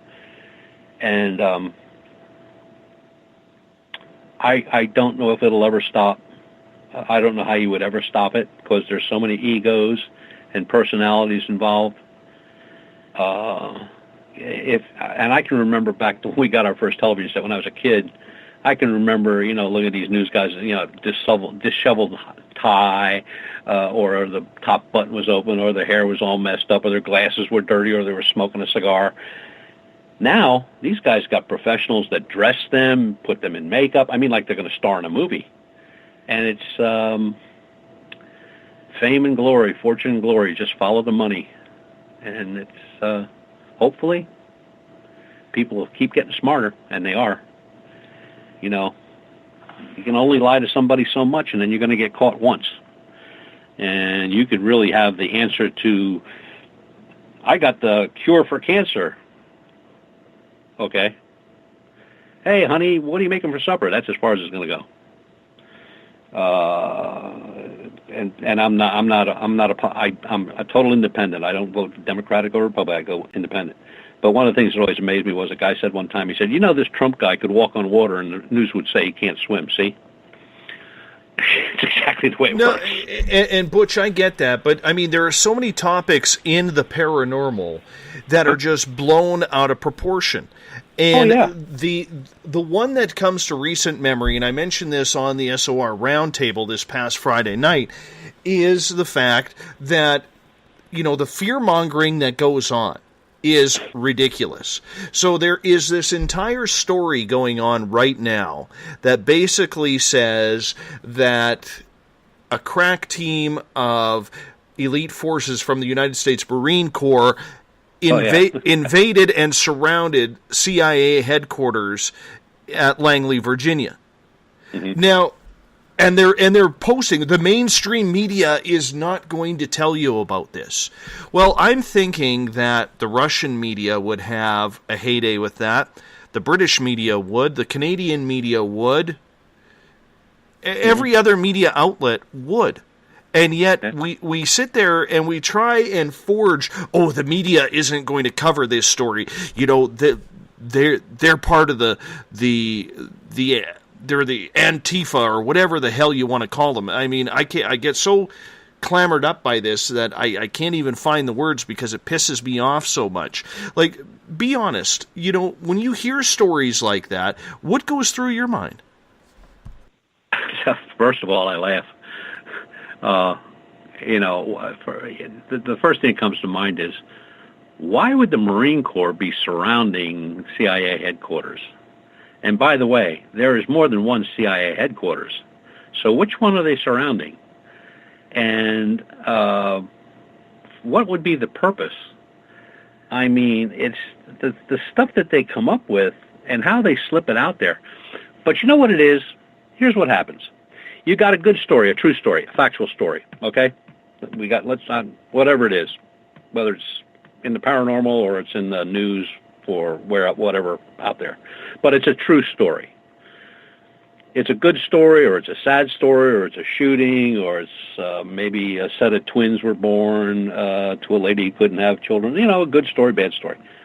And then within a very short period of time, it's either a conspiracy, or it's a lie, or it's a false story, or it's put out there to get the numbers up on that news organization because their numbers are going down.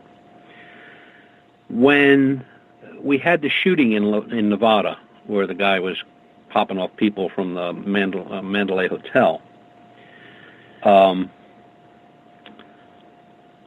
they kept saying that he fired 1,100 rounds. That's a lot of ammunition, right? 1,100 rounds. When they showed the picture of his body laying in the room, okay, the shell casings, because he was at the window, so everything was kind of right there. I mean, everything was right there. There were like maybe 200, 225, 250 rounds laying there. 1,100 rounds? Where'd that come from? Who threw that into the mix? And then, you know, there was another shooter because the other window was broke out, yet there was no empty casings at the other window. So what was he using, a BB gun? You know, you can't even believe anything. Even if you're watching it happen, which most of us were at the time, you can't even believe what they're going to come up with because it doesn't fit their narrative, okay? So you had the gun control people freaking out, saying that, oh, he has this bump stock. And then you have the pro-gun people saying, why didn't other people start shooting back at him? You know, didn't the security guards have guns? And all of a sudden, everybody forgets about all the people laying there dead or dying, and now we're talking about the Second Amendment. It's so conglomerated and so much crap and so much distortion and so much switching the narrative. Well, this shooting doesn't fit our narrative, but if we throw this in there, it's going to shoot our, you know, okay, so he fired 250 rounds. But if we say he shot 1,100 rounds, that seems a lot better. That's more impressive. That'll really go against the Second Amendment guys, NRA and all that. And if we go this way, then we'll say, well, you know, he was crazy. You know, there was something wrong with him. He had some mental issues, and oh my God, you know, most people turn it off. And in the paranormal world, it's the same thing. You'll get a group that goes to a very well-known location for paranormal investigations. I mean, probably hundreds of thousands of people have been there over time. And they find this, they find that, they get video of this, they get that, they get EVPs, they get all kind of stuff. And then you got the other group that goes, look, squirrel. You know, and all of a sudden, they didn't get nothing. They have nothing. They've been there, you know, many times. It just doesn't matter anymore to people because they're smart enough to see through it. Everybody has a reason. The right goes after the left goes after the right. But Butch, I hate to cut you off there, but people are not seeing through it. They are believing this stuff, like this whole Nibiru thing. If we talk Nibiru here for a minute, this is this exoplanet that is supposed to be flying around our solar system, yet nobody has ever seen it except the conspiracy theorists, because apparently it's going to do us a lot of good to say, yeah, we've got other planets out there and they're rotating around their axis around the sun, but we've got this one rogue one, and they're not telling you about it because it's going to be the end of mankind. Like, come on. Why? Why are we doing this? You know, I'm sure there's a good answer for that. Unfortunately, I don't know because it's been being done for years. I mean, before Nibiru, there was the unknown red planet that had its own solar system, had its own sun, had this, had that. Now, that was back in the 50s. And then that kind of went by the wayside, but that was another one. It was just all over the place, and it was, it would hide behind our moon. The moon's moon is not a moon, it's a spacecraft. I mean, the moon is actually a spacecraft. I mean, come on. The next thing you're going to be telling us is, you know, the Death Star is out there, and you're going to have a lot of people that will believe it. So, again, you know, one guy said to me one time, he said, you know, a lot of it is numbers. It's money. He said, you'll see a station that, you know, they need to bring up their numbers. So they don't have anything going on in their little town. But back in 1947, a guy disappeared. And they'll do a whole row of shows and documentaries on this unsolved missing person just to get their numbers up. And they'll get every person in town watching it. So that makes their sponsors happy. The money's moving. The numbers are going up. And it's really a nothing story. So when you say fake stories, you know, sometimes I look at, or just, you know, glance through these things and I go like, half this crap is bullshit. The other half is so enhanced and so put out there that, you know, if I believed in this Nibiru, I should be like digging a shelter somewhere or trying to get to another planet quick. But it's, you know, it's, I don't know, it's just crazy. I know sometimes I'll get that PO'd, I'll just walk away from it. I just turn it off and walk away. And then other times I'll just sit here and laugh my can off because it's just nonsense. And all of a sudden we have newspaper reporters and media personnel of all types who are just supposed to tell you the facts. But now they're telling you how to live. They're telling you what you should eat. They're telling you what you should buy. They're telling you what you should watch. They're telling you who you should vote for. They're telling you about this country, that country, and they've probably never been out of the city they work in. And I think when that stuff kind of gets reined in, how they do it, I don't know, but eventually they might do it. When they rein in these stars of the media, you know, look at this Charlie Rose guy. I mean, he was the darling of MSNBC. Everybody loved this guy. He was intelligent, smart. Everything he said was gold. He's gone. Turned out he was a scumbag. So, scumbags, I don't know, Dave. Scumbags aside, what's your favorite paranormal fake news? Would it be that everything is a demon? Would it be the Hollywood? Would it be the Hollywood? Are you okay there? You drop your phone? I think my wife took a shot at me. No, I dropped my phone. Oh, careful. But what is your favorite paranormal fake news? Is it demons? Is it that Bigfoot are ripping people's heads off all over the place? Is it, aliens showing up and doing everything that Hollywood tells them they're going to do? What would be one of your favorites? Oh, one of my favorites. I guess one of my favorites is,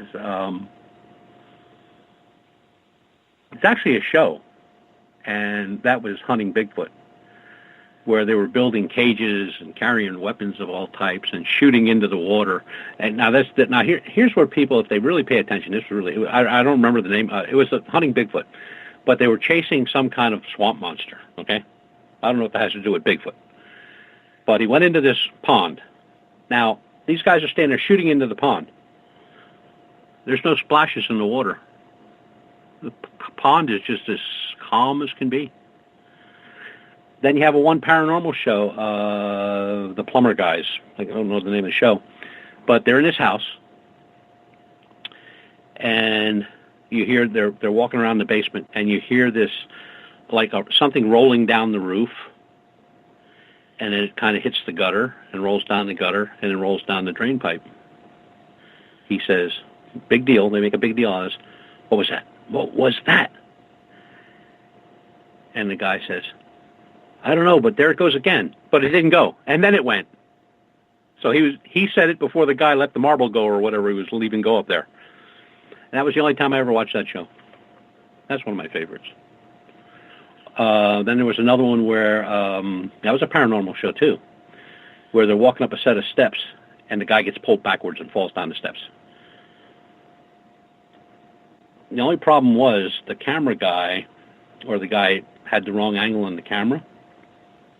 And although it happened very fast, when you slowed it down, you could see somebody, not whether it was a cameraman or somebody with the cameraman, reach up and grab the guy by the back of his shirt and pull him backwards. And since he was wearing a watch, I would say it wasn't a ghost. I don't know, we'd be wearing a watch. There is so much fake stuff out there anymore that it's laughable. It burns you sometimes. It really gets you mad. But the people that do it, that really go out and do it, they know what's going on. All these museums that have popped up over time.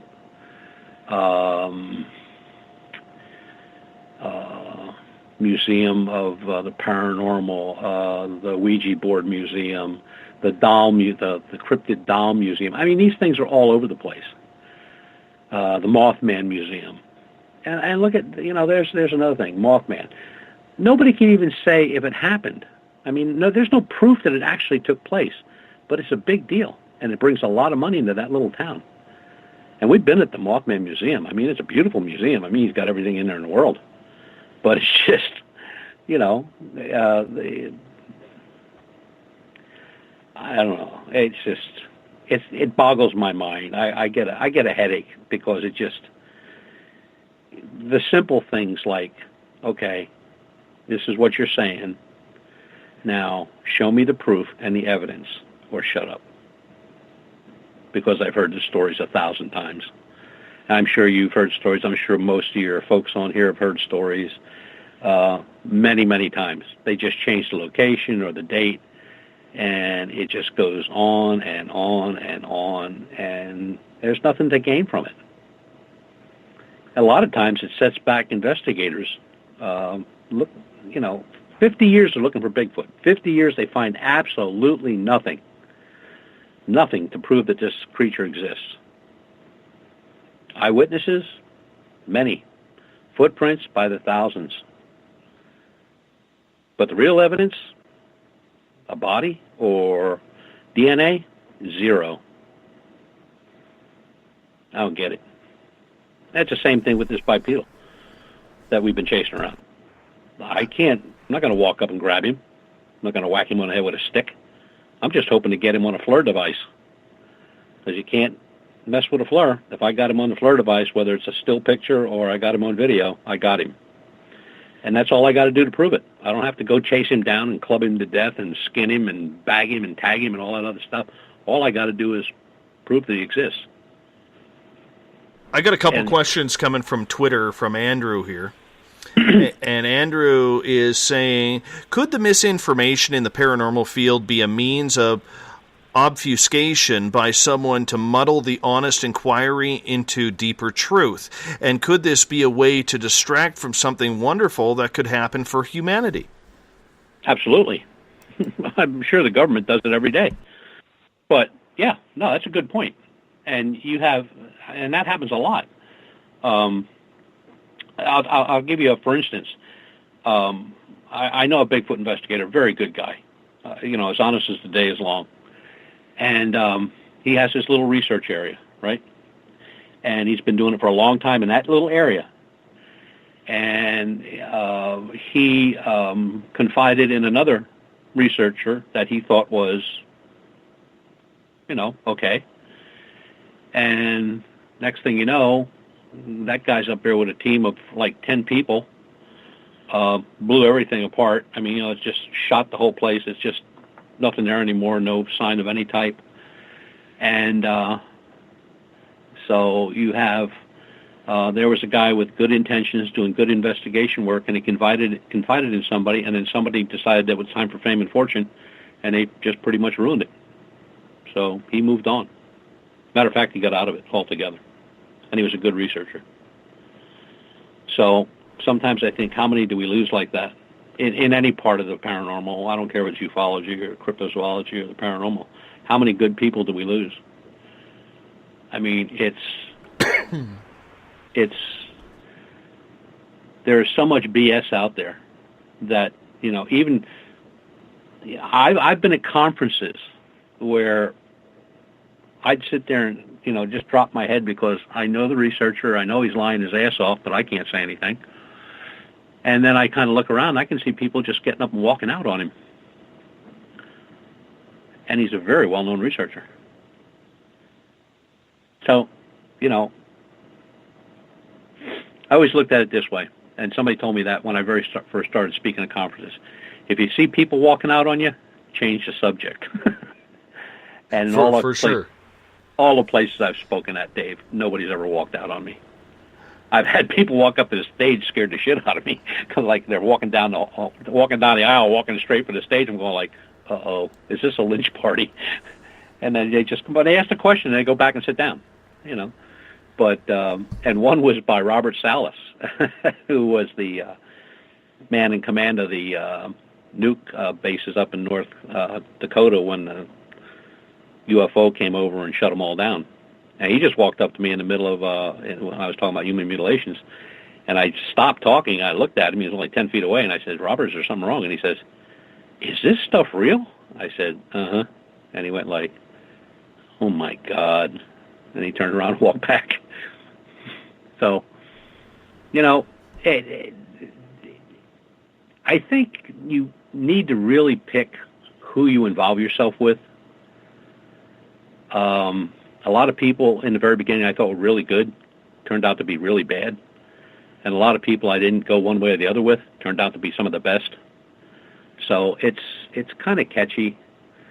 And I'll tell you what, some of the best questions I've ever gotten from people are from people that don't even investigate anything.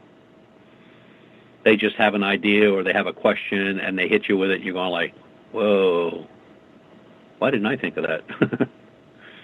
I want to squeeze in one more of Andrew's questions here because he's starting to fire away here. He'll get a hat trick here, but it's not going to be a natural hat trick because we're going to run up against a break, so he's got to wait to the third period. His second question is creating fake paranormal stories be a way of discrediting the field and taking hold of the narratives of real revelations? Is something coming that is unstoppable and amazing and could create a major paradigm shift which could change everything on Earth? Sure. The government's been doing it since back in the 30s, when the first Foo Fighters were seen. And they weren't documented until the 40s, but they were seen in the late 30s. And there's no reports on those, but they were photographed by pilots during World War II, both on the German side, our side, and the Japanese side, who all thought they were, secret weapons from the other side. And that stuff didn't come out until the late 50s. Until the pilots and gunners and stuff on these planes started showing them. Yeah. I mean, he's got a good point there because, you know, if you can not dazzle them with brilliance, but baffle them with bullshit, you're ahead of the game.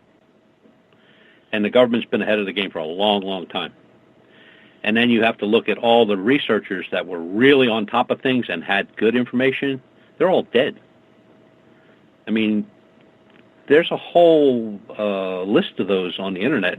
It goes under, if somebody would Google who's killing our researchers, I mean, the whole list is there. People that were perfectly healthy died of cancer in 2 weeks. And then the wife dies of some unknown cancer 3 days after the husband does. And they were two top-notch UFO researchers. You got people that were, you know, actually got information out of Area 51 that were strangled during a robbery, but nobody took the Rolex watch or the $3,000 they had laying on the table. Or they were shot in the head twice, in the back of the head, and it was called a suicide. So, I mean, look, the government controls everything. On that note, my friend, we are going to hop out for our final break of the night here on Space Out Radio. Butch Witkowski is with us. Strange Days happens the final Monday of every month. Butch's website is uforcop.com. That's UFORCOP.com if you want to check it out. We're going to stay in the fake news. We're going to get into any bipedal cryptids, ghosts, dogman, Mothman sightings, wherever it's going to go. We'll just let the conversation dictate it, and your questions, of course. We'll be right back after this. Looking for a place to advertise at a very reasonable cost? Look no further than Spaced Out Radio. SpacedOutRadio.com has an advertising tab that you can click to check out our daily, weekly, and monthly packages to play on the radio, or our website including social media. From commercial spots to banners, we have it all. Check out our competitive pricing today.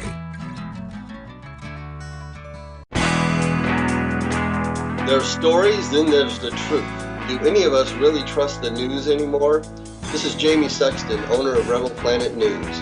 The third Thursday of every month, I appear on SpacedOutRadio.com to bring you the truth you deserve, without mainstream media lies or alternative media fear-mongering. We'll get to the heart of the story and deliver the truth you are seeking.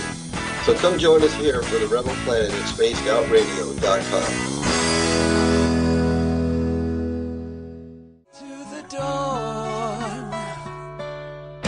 We are lighting the void on Saturday nights on Spaced Out Radio. Hey, this is Joe Roop, and I'm hanging out in SOR headquarters every Saturday night, bringing you the latest news when it comes to the weird and strange. Bigfoot, occult, UFOs, ghosts, and everything in between, I got you covered. You can tune in to SpacedOutRadio.com starting at 9 p.m. Pacific, midnight Eastern Time. Come travel into the void with us on Spaced Out Saturdays.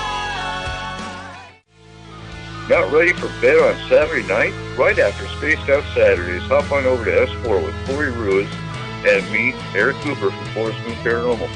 With S4, there are no limits to what we try and uncover. From government conspiracies to helping clean up the paranormal, no topic is safe on S4.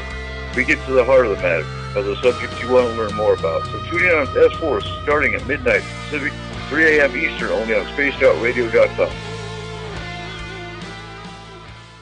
Visit purpleplates.com today. For over 40 years, the Purple Energy Plates have been delivering amazing results for their many customers. Inspired by the great genius Nikola Tesla, the harmony, healing, and energetic effects of the plates have proven over and over to be beneficial and often miraculous to thousands of customers. Check their site for daily specials and choose from their many energy products. You won't be sorry. Visit them today at purpleplates.com. Hi there, I'm Butch Witkowski, lead investigator with UFORCOP. On the final Monday of every month, you can listen to me and host Dave Scott on Spaced Out Radio's Strange Days.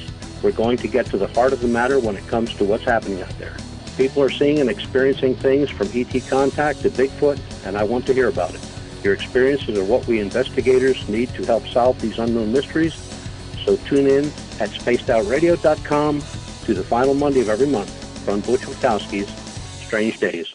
This is Eric Markham, news editor for the Spaced Out Radio's The Encounter Online. We have put together a great team of writers and journalists from all over the world to bring you top-quality paranormal stories, from alien encounters to the latest conspiracies. You won't find any of that fake news here. True stories and top-notch reporting as we look to bring these experiences to the mainstream.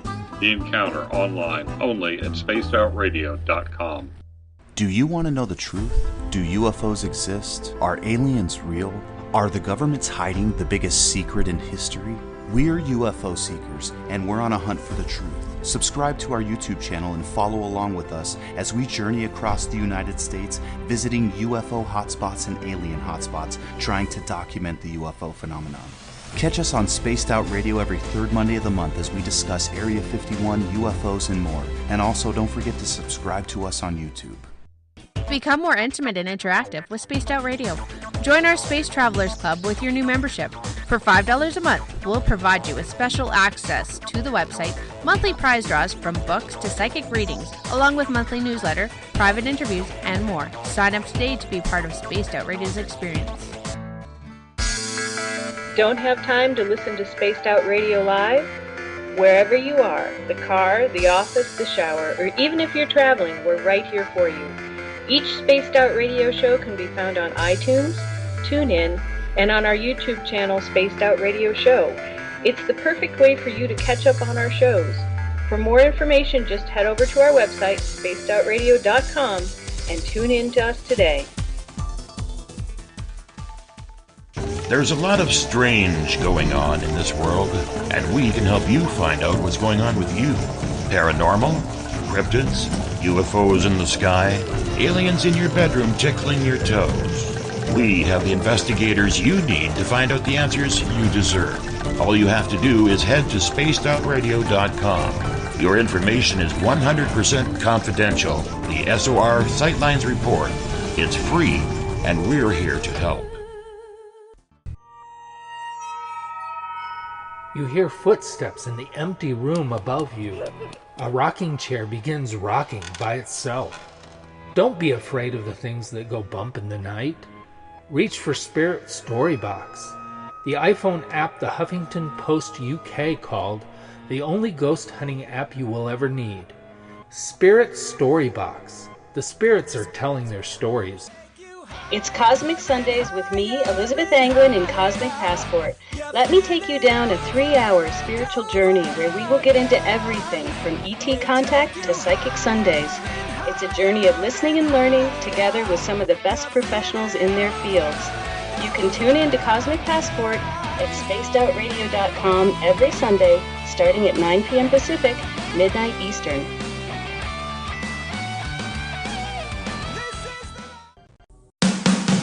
The views and opinions expressed by tonight's guest and topic of discussion do not necessarily represent the official policy or position of Spaced Out Radio, Spaced Out Weekend, Spaced Out Radio Limited, its hosts, syndicated carriers, or anyone associated with this broadcast.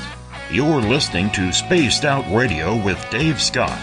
Follow Dave on Twitter at Spaced Out Radio and hashtag Spaced Out Radio, and on Facebook, Spaced Out Radio Show. Now, back to the program. Welcome back to the third and final hour of Spaced Out Radio tonight. I am your host, Dave Scott. Great to have you with us. Tomorrow night on the program, we talk about superheroes. Not Superman, Batman, Spider-Man, Wonder Woman, or any of the Cape Crusaders. Real-life superheroes, and author Nadia Fazani is going to join us. And we're going to find out what this is all about, if there's actually people out there doing this. We get going at 9 p.m. Pacific, midnight Eastern Time at spacedoutradio.com. We want to welcome in everyone listening in on WQEE 99 Rock the Key down in Noonan, Georgia, home of The Walking Dead. We are live as well on the United Public Radio Network, 107.7 FM in New Orleans, and over 160 countries around the world. Thank you so much for tuning us in. We are also live on KTLK, TheFringe.fm, Renegade Talk Radio out of Las Vegas. And if you're listening in on Revolution Radio, remember the Double R Machine is a donation station financed by you, the valued listener. Head on over to freedomslips.com and donate today. Bill Cardwell has set the password for tonight in the SOR Space Travelers Club. Creatophagia. Creatophagia is your password. Make sure you use it wisely, Space Travelers, as Bill sets a password each and every night right here on the mighty SOR. Now, if you want to follow us on social media, you can do so on Twitter at Spaced Out Radio. Use the hashtag Spaced Out Radio if you want to connect live with me during the show as well. You can give our Facebook page a like, Spaced Out Radio Show. On Instagram, you can follow me at Dave Scott, SOR. We have a brand new YouTube channel called Spaced Out Radio. Go figure. It is no longer Spaced Out Radio Show. We're moving the archives over as we speak. So you got to unsubscribe to the old channel, subscribe up to the new channel. We would highly appreciate that. And we're on iHeartRadio in the United States, TalkStream Live. Tune us in on TuneIn, download and subscribe to our shows on iTunes. Our website is spacedoutradio.com, where we have a plethora of features for you, including joining the SOR Space Travelers Club for $5 a month. Rock out to some Bumblefoot. Shop at the Spaced Out Radio store. You can also watch great videos from UFO seekers and Contact TV, and read up on your latest weird and strange news on the Encounter Online. Everything at spacedoutradio.com. Tonight, for the final time, we introduce Butch Witkowski from UFOrcop.com. That's UFORCOP, UFOrcop.com. We do this feature once a month, the final Monday of every month, that we call Strange Days around these parts. Butch, we're 2/3 of the way in, 1 hour to go. You still having some fun? Yeah, can't believe it's the last hour. I know. It always goes too fast with you. Now, we're giving Andrew the question hat trick here because he wants to ask this question. He says, Butch, in your estimation, what could be that wonderful change which might be coming, which could unite us all? What is something afraid of, or what is someone afraid of if they are confusing the truth? I don't ever see that happening. It's just too... I mean, look, you got factions that have been fighting each other for thousands of years. And that hasn't stopped. Everybody seems to be trying to be one step ahead of the other one. I just don't see that ever happening. I really don't. I envision a couple of little things sitting up in a saucer somewhere, looking down and laughing their ass off and saying, yep, they're still at it. And then driving away because they don't want to even get involved in this melee.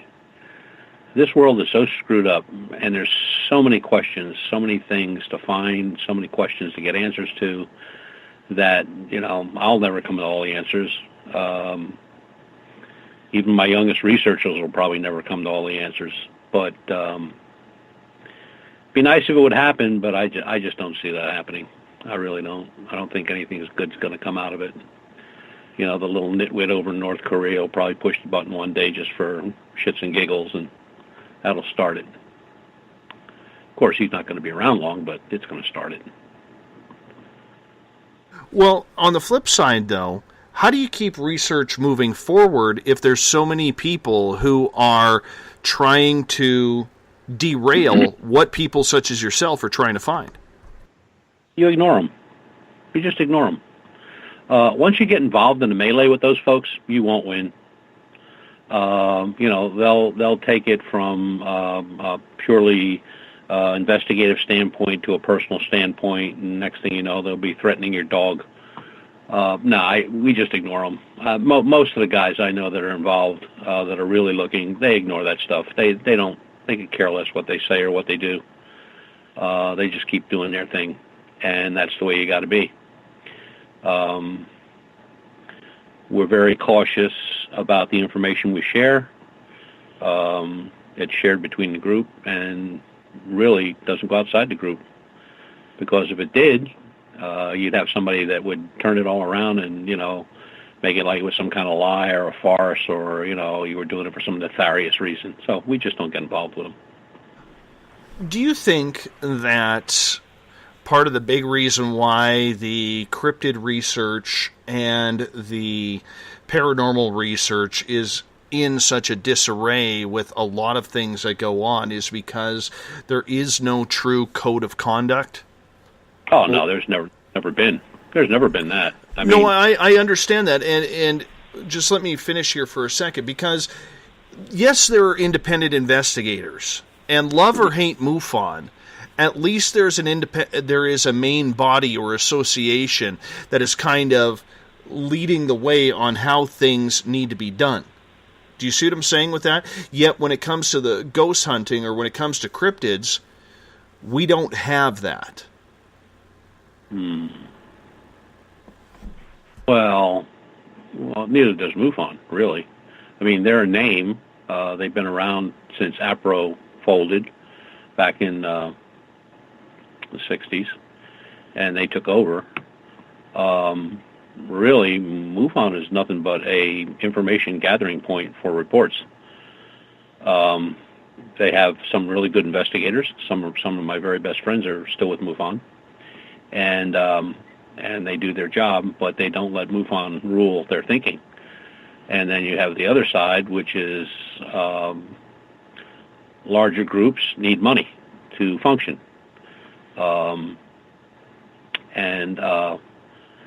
You know, there's a lot of expense involved in research, whether it's a little outfit like mine or an independent. I mean, you're still putting money out of your pocket. Well, when you have maybe 1,000 members, you know, there's things that got to be done, conferences got to be held, and money needs to be spent, and insurance needs to be paid for. There has to be an office, and there's help in the office and stuff, and there's equipment, and all that stuff costs money. So a long time ago, MUFON put the money before the investigations, and it's still that way today.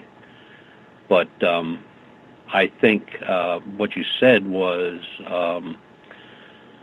about a code of conduct. There's never really in a code of conduct is kind of a joke, because, you know, you'll get a good group. Let's just say you have a 20-person group that's been together for 4 or 5 years, and they're really doing good work. And one guy decides that he don't like what the other guy's doing, so the stuff starts. Next thing you know, that group breaks up, and now out of that group of 20, you have 4 more groups that started, and they all hate each other. And the reasons these things go on between these groups is stupid. One of the biggest things is, well, we get more reports than you do, or my case is better than your case, or I got a better photograph than you got, or my conference had more people than your conference had. The stupidest stuff. The people that really make money in ufology and the paranormal and cryptozoology, the people that manufacture the hats, the jackets, and the T-shirts. They make a fortune because a new group starts up every other day. And they can't wear the old T-shirts and hats and jackets, so they got to buy new hats and jackets and T-shirts. And it amazes me, like one group in particular now, I know of them since 2007. They've changed their name 9 times. It's the same group, 9 times. And they went from approximately 18, 19 members, and they're down to 3. So where are they going? Nowhere. Again, they're just beating a dead horse. And code of conduct. I mean, there was a really good researcher. And if anybody can find this book, I mean, I got it. It's called Stalking Darkness by Brian Schill. It's a very large book. I'm pretty sure you can still get it on Amazon. This guy was a researcher's researcher. College educated, smart guy, very well mannered, very well speaking, knew what he was doing, and he was getting results. Now, he was in the paranormal field, not ufology or cryptozoology, just paranormal. And he was one of these guys, he called a spade a spade. And when he had good stuff, he had good stuff. And a couple years ago, he just said, I have enough. It's it. I'm done. And he walked away from it. And it was because he said there is no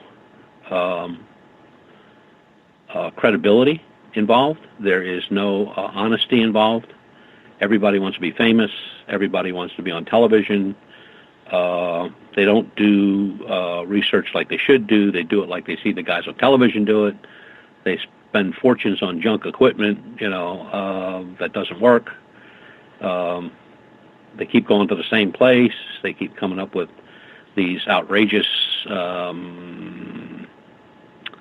stories and investigations that he knows for a fact they never did. And he said, I have enough of it. And he walked away. And that was a sad day. I mean, when I got his final email that he sent out to a bunch of us, I really felt bad for him because he was probably the real deal. And his book is amazing. It's like a genuine textbook for a paranormal researcher. And I don't know what Brian's doing now. I guess he's probably teaching because he did have a college teaching certificate, so I imagine he's teaching somewhere. I don't even know if he's in Pennsylvania anymore. But he had a large group. He had like 70 people. And when they went out, they did their job. Everybody had their job to do, and they did it like clockwork. But when you talk about a code of conduct, it's a dog-eat-dog world out there. And if you're serious with your investigations, don't fall under the umbrella of groups. Stay away from them. If you need more people, get your own. Pick your own people. Don't go into a group where you don't know anybody. They don't know you. You don't know them. And you're in there with welcome arms. You got to pay $10 a month, whatever, to be a member, or whatever they charge now. Some don't. Some do. But I don't ever see a code of conduct in any of this because nobody would adhere to it, ever, for any reason. I think it would be a good thing. And let's face it, not every group is going to use it. And I think, you're never going to get 100% consistency. But the one thing I like about it is at least it gives something for people to look at. It gives something for people to absolutely, find some guidelines, especially if they're new in this field, because there are so many do's and don'ts that people aren't following, myself included, that it would be nice to have a Bible of it or something along those lines. You know what I'm saying? Yeah, but look, you can get that same result by getting a hold of somebody that you know and trust, or you've known for a while. You've read their reports, so you've seen how they do their stuff. I mean, you'll get more out of that. But I think once you get a code of conduct, you're asking people to adhere to something that probably half of them are going to look at it and go like, I ain't doing that. And then the other half will go like, well, if you don't do it, you're out of here. And it starts all over again. The guy gets new hats and new T-shirts. But I always tell people when they ask how to get involved in this is to, I tell them flat out, look, keep an open mind, go to the local places, the local groups, sit in on their conferences or their meetings. Most of them don't charge for that. And see what you think. They're going to tell stories. They're going to tell research. They're going to tell this, and then go back home and research them. Research what they just told you about. If they talked about Roswell, look up Roswell. If they talked about Aztec, look up Aztec. If they talked about the Northeast Prison, look up the Northeast Prison. See what's going on. I always say, just be careful, because if you take everything they're saying as this is it, this is the absolute truth, well, you're a fool. Because you got to remember, they're talking in there to keep you sitting there. They don't want you walking out. They want you to join the group or pass the word around that, they're good guys. I deal with really only one paranormal group. They were incorporated in 1979. It's a family. And it's the same people that started in 1979. And it's now 2017, and they're still at it. And they do very good work.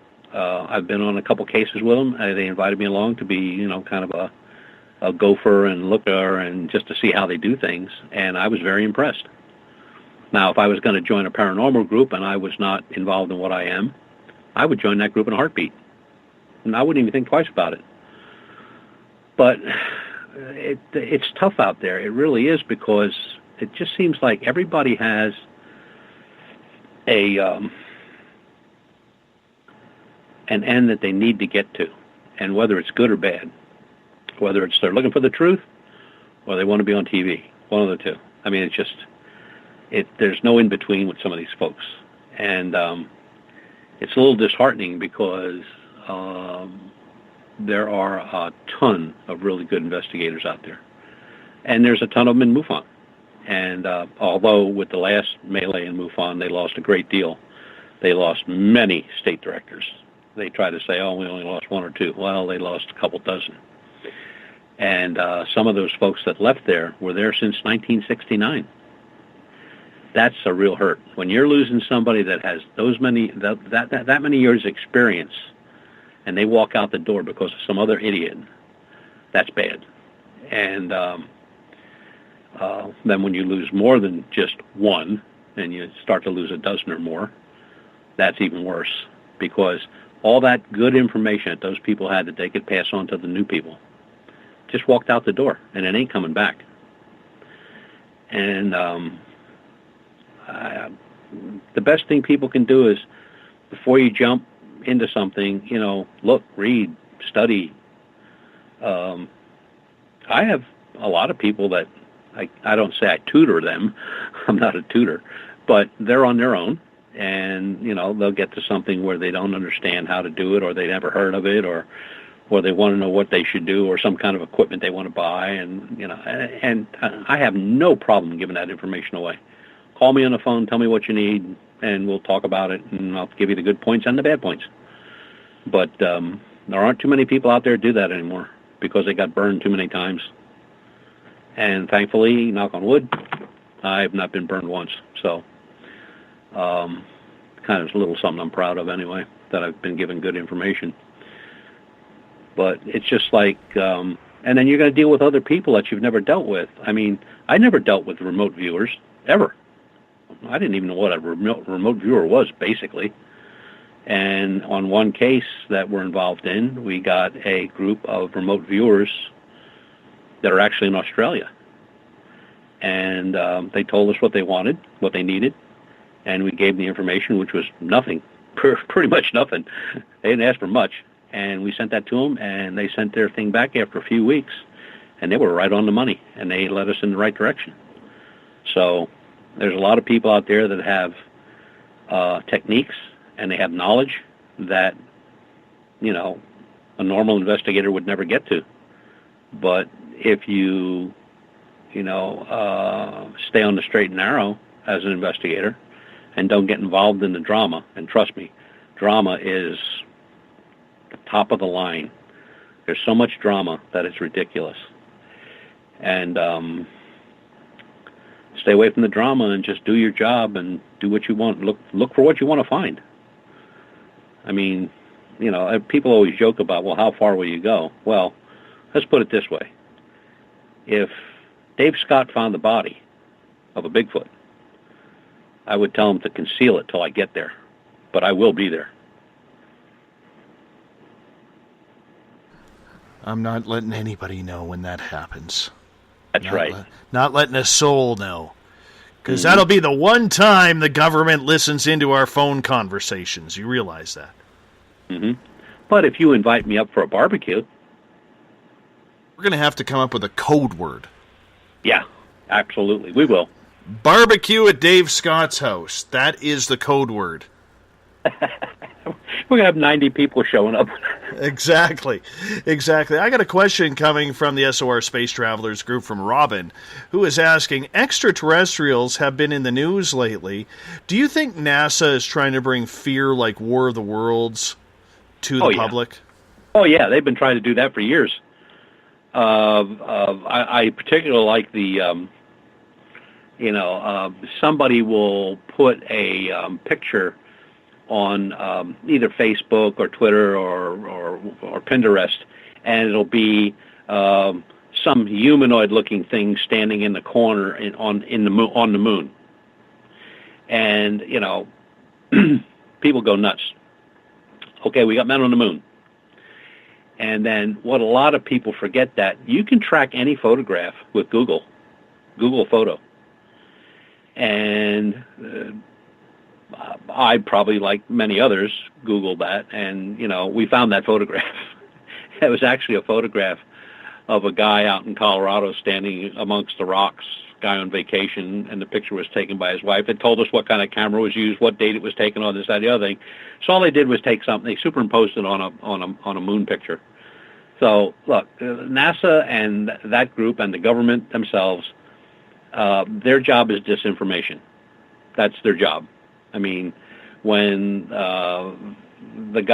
when they closed Project Blue Book, and that general got up there and said, well, that we found absolutely no proof of anything unknown that would actually hurt us or, attack us or anything like that. And then you look at Project Blue Book, and Project Blue Book, I forget how many cases, they looked at 11,000 cases or something like that. And then in the very last paragraph, there's 1,200 cases that are unknown. Well, what the hell are they?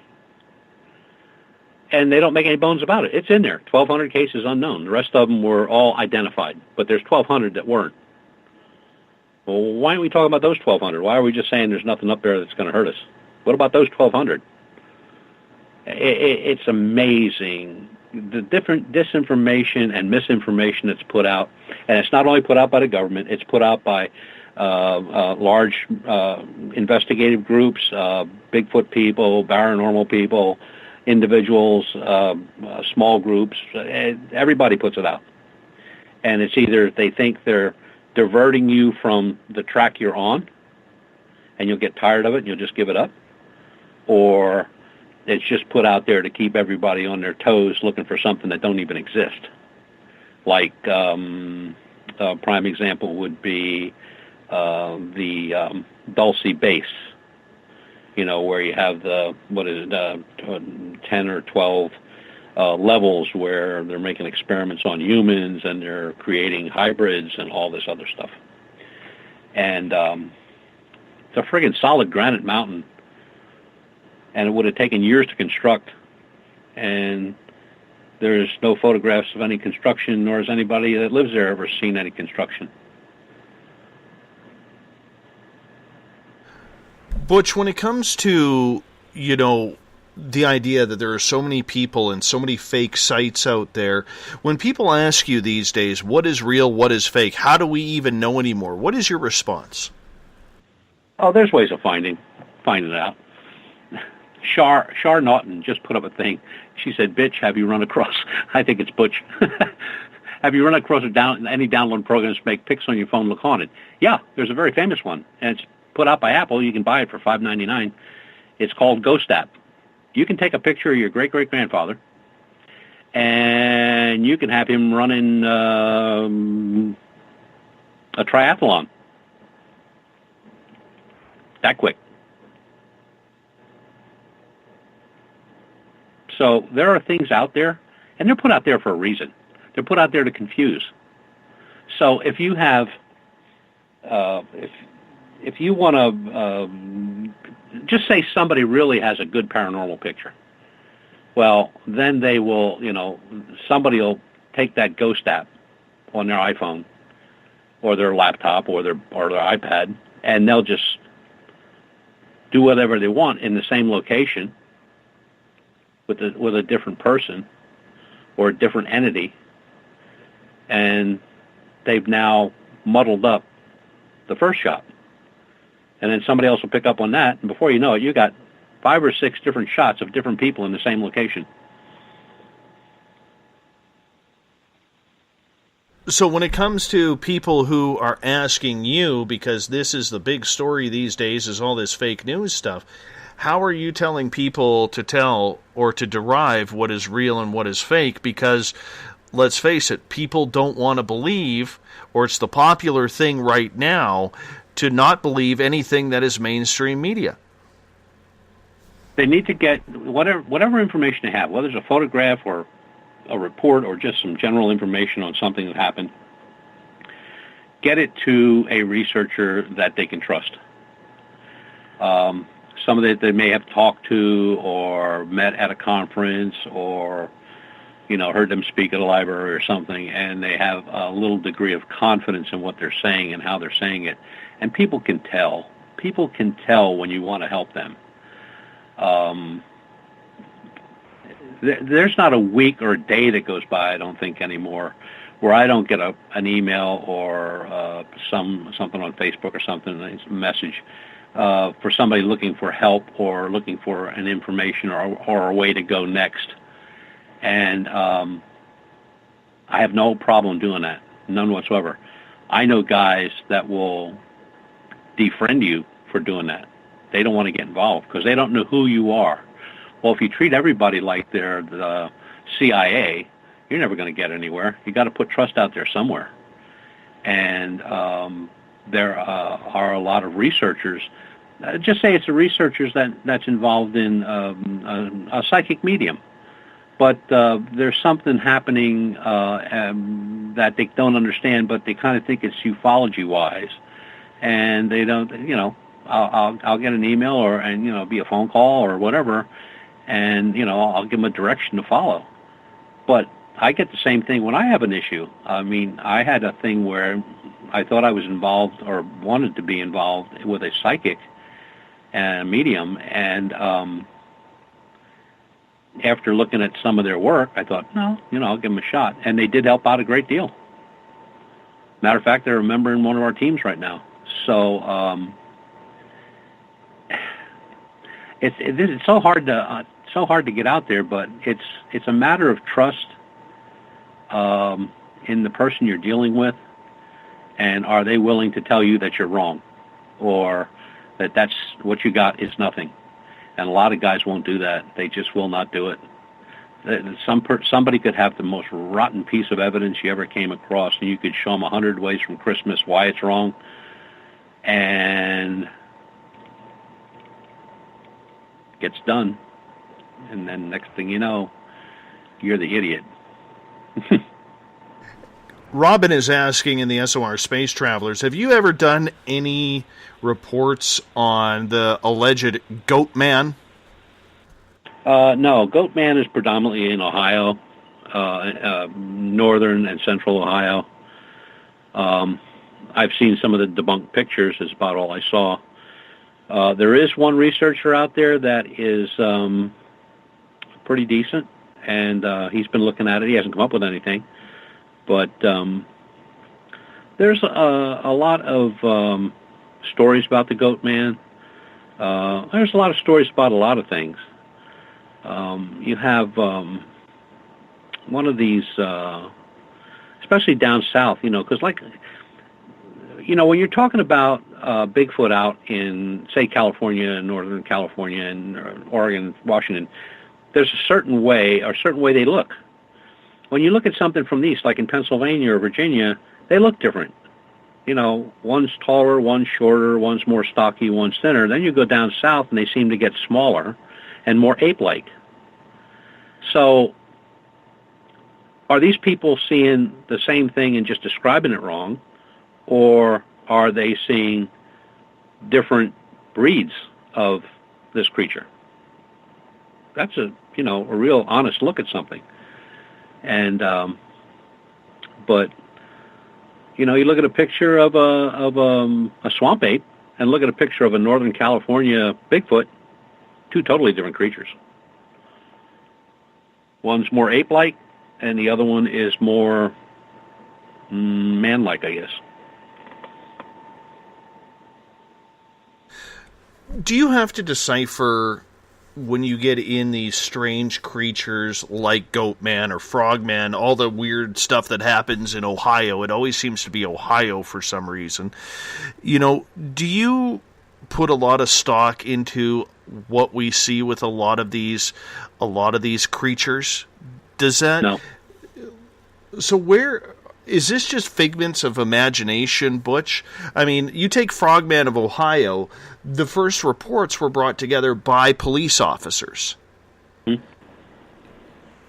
No, police officers can tell stories too. I mean, they're driving around Ohio. There's nothing in Ohio. So you're driving around Ohio, and nothing to do. Hey, let's make up a story about we saw Frogman, or we saw Goatman, or we saw this, we saw that. And that's what happens. That's how it starts. A lot of the creatures, like thunderbirds, plesiosaurs, pterodactyls, there's even stories of miniature velociraptors, miniature Tyrannosaurus rexes running around in the middle of the Four Corner states, like, you know, down there in Colorado and New Mexico and stuff. Come on, a miniature Rex running around in New Mexico. That was actually came off of a reservation, and the guy was stone-ass drunk. But the story caught, and you got people actually out there looking for a miniature Tyrannosaurus Rex. Good luck. No, and I understand that for the most of us, it's easy to forget. It's easy to say this isn't happening, or this is something that we are not going to be a part of. But where do you draw the line as an investigator? I think there's always something happens, a statement or a piece of evidence that you just go, enough. And but that works the other way too. I mean, sometimes you get a statement or a piece of evidence, you go like, whoa, back up the bus. Let's talk about this, or let me see that, you know. And this whole genre is very tough. It's hard. It's hard because you're trying to stay focused on what you're looking for.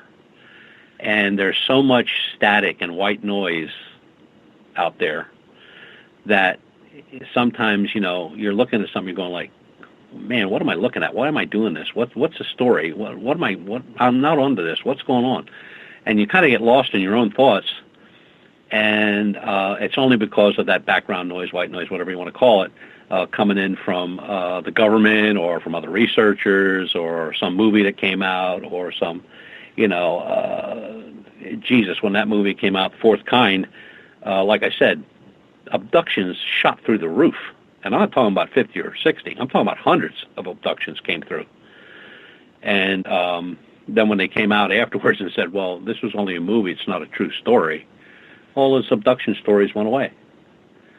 And it's the same thing with Bigfoot. Somebody sees something big and hairy run through the woods. Okay, it's Bigfoot. Now, the person that just saw that lives in Manhattan, New York. Probably never even got to the zoo. But he's out in the woods, taking a hike with some relatives, and the first thing that comes across his mind is Bigfoot. Now, he doesn't believe what everybody's saying, that it was just a deer, or, you know, it was a bear, or anything else. To him, it's Bigfoot, and you're not going to change his mind. And that noise, it sometimes, you know, I'll sit here at my desk and I'll go like, what the hell am I doing this for? I'm just giving myself a big headache. But then something comes along and I just forget about that and I go right along with what I was doing anyway. I like a glutton for punishment. Are there stories or investigations that you will not cover because they're just way too ridiculous? Yeah, Frogman would be one of them. Goatman would be another. The Beast of Bray Road would be another. The Dogman theory. Here's my problem with Dogman. Every Dogman report you read is different in shape, color, size, tail, quadruped, bipedal, looks like a German Shepherd. Some people say it looks like a bulldog. You know, there's just everything. Every report is different. Unlike this bipedal that we're looking for, where every report is identical. I mean, they're exactly the same. These people don't know each other. They don't even live in the same county. I mean, they live hundreds of miles apart in some cases. And they're describing the exact same thing. And although we put a lot out on the bipedal, we never put out certain things on the bipedal. that we've never put out. It's not there. Even in the drawing we put out, there was something that has been removed, but it has been seen by witnesses. Now, there's no way they would know that it was there or not there because I never put it out there. So when they're all telling me this, and we don't go yay or nay, we just look at each other and like, okay, so he saw exactly what he saw, and she saw exactly what he saw. And, people say, well, is it carnivorous? Is it a carnivore? Well, yeah, we have 2 reports where it's seen feeding on a carcass. Okay, so that's a carnivore. But you throw in that, could it be a shapeshifter? Well, if it's a shapeshifter, it's still a carnivore, whether it's in man form or wolf form. It's still a carnivore. Now, if we never had any reports of it feeding on anything, then it would be, a manifestation of something. Another thing that's coming up recently, very recent, is that people have been seeing, when they're seeing Bigfoot, bright flashes of light in the woods. So now it's what's all that about. So now how do we capture that? And then there's bright flashes of light in the woods where there are no sightings of a Bigfoot. So what's with the bright flashes of light? And it just seems like things are found by accident. The people that see it are either researchers or they're not. But they're hunters or they're woodsmen or, they're lumberjacks. I mean, they're people that know what they're doing in the woods. And I don't know. I don't know what's out there. All I know is I had this feeling from the first report that I was dealing with something that's been out there for a very long time. It's a relic. It's not leaving. It's been there. It's always going to be there. And all I got to do now is prove that it's there. We have a question coming in from the Spreaker chat room for you from BTO, who is asking, Butch, have you ever investigated cases of legendary type cryptids like leprechauns, trolls, and even gnomes?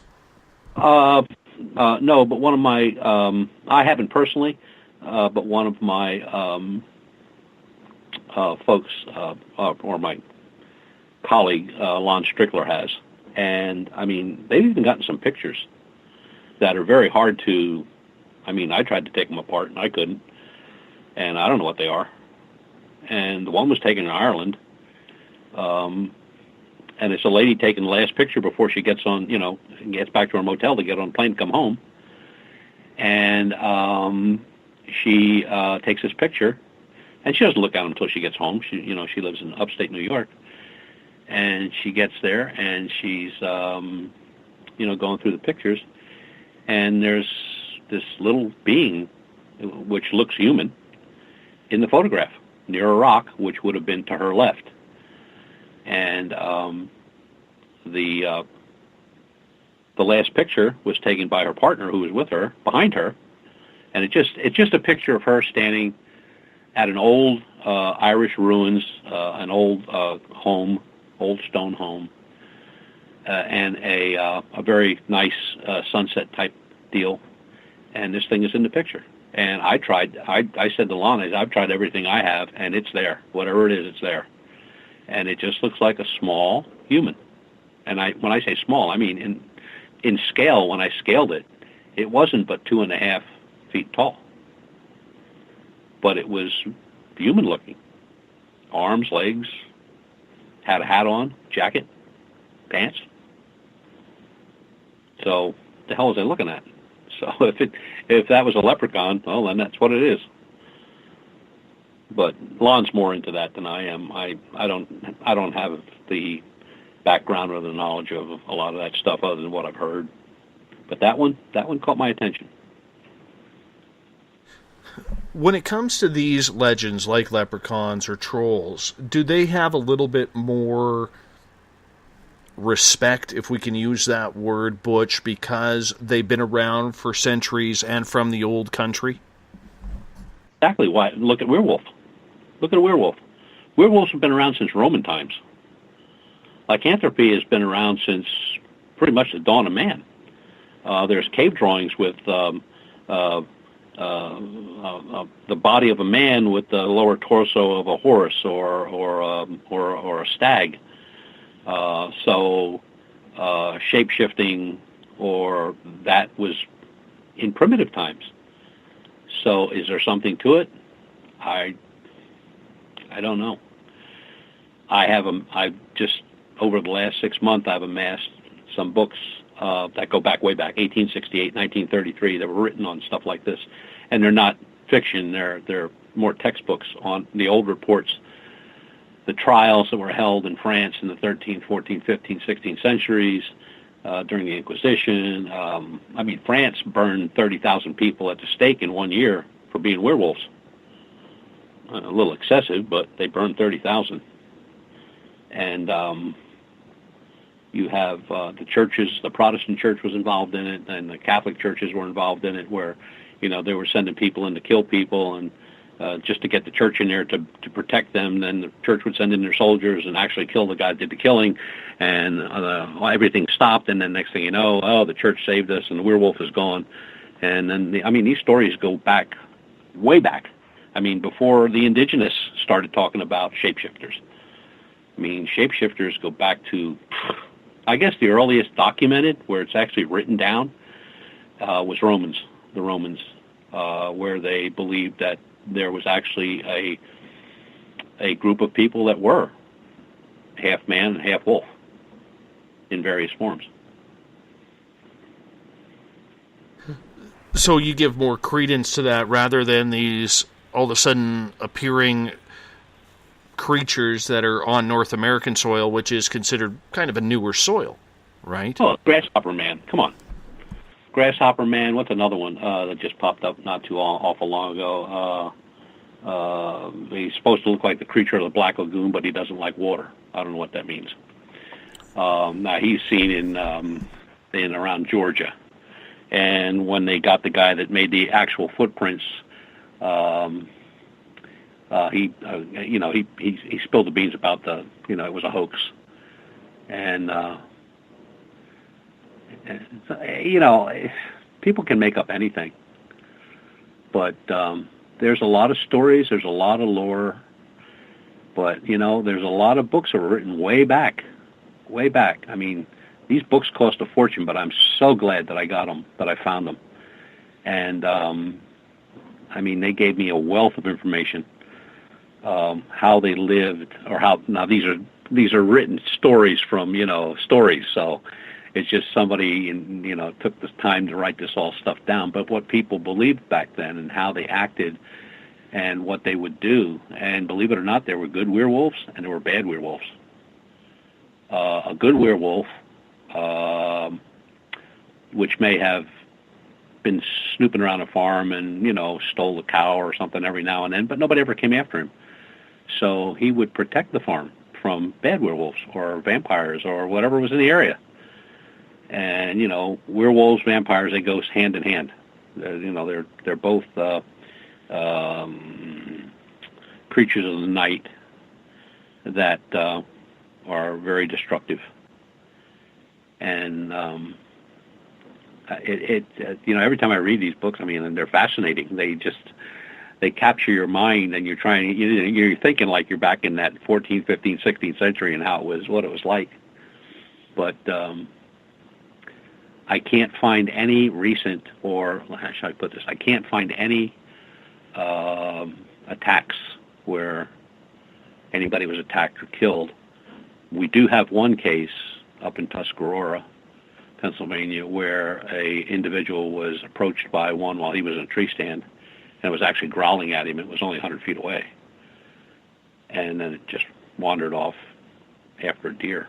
But that was the only aggression we've ever seen or heard of. So... But a lot of people out there, Butch, would say that maybe these creatures are existing because of projects that we've heard from around Montauk, around Dulce, around Wright-Patterson Air Force Base, which is in your neck of the woods. by just a couple 100 miles.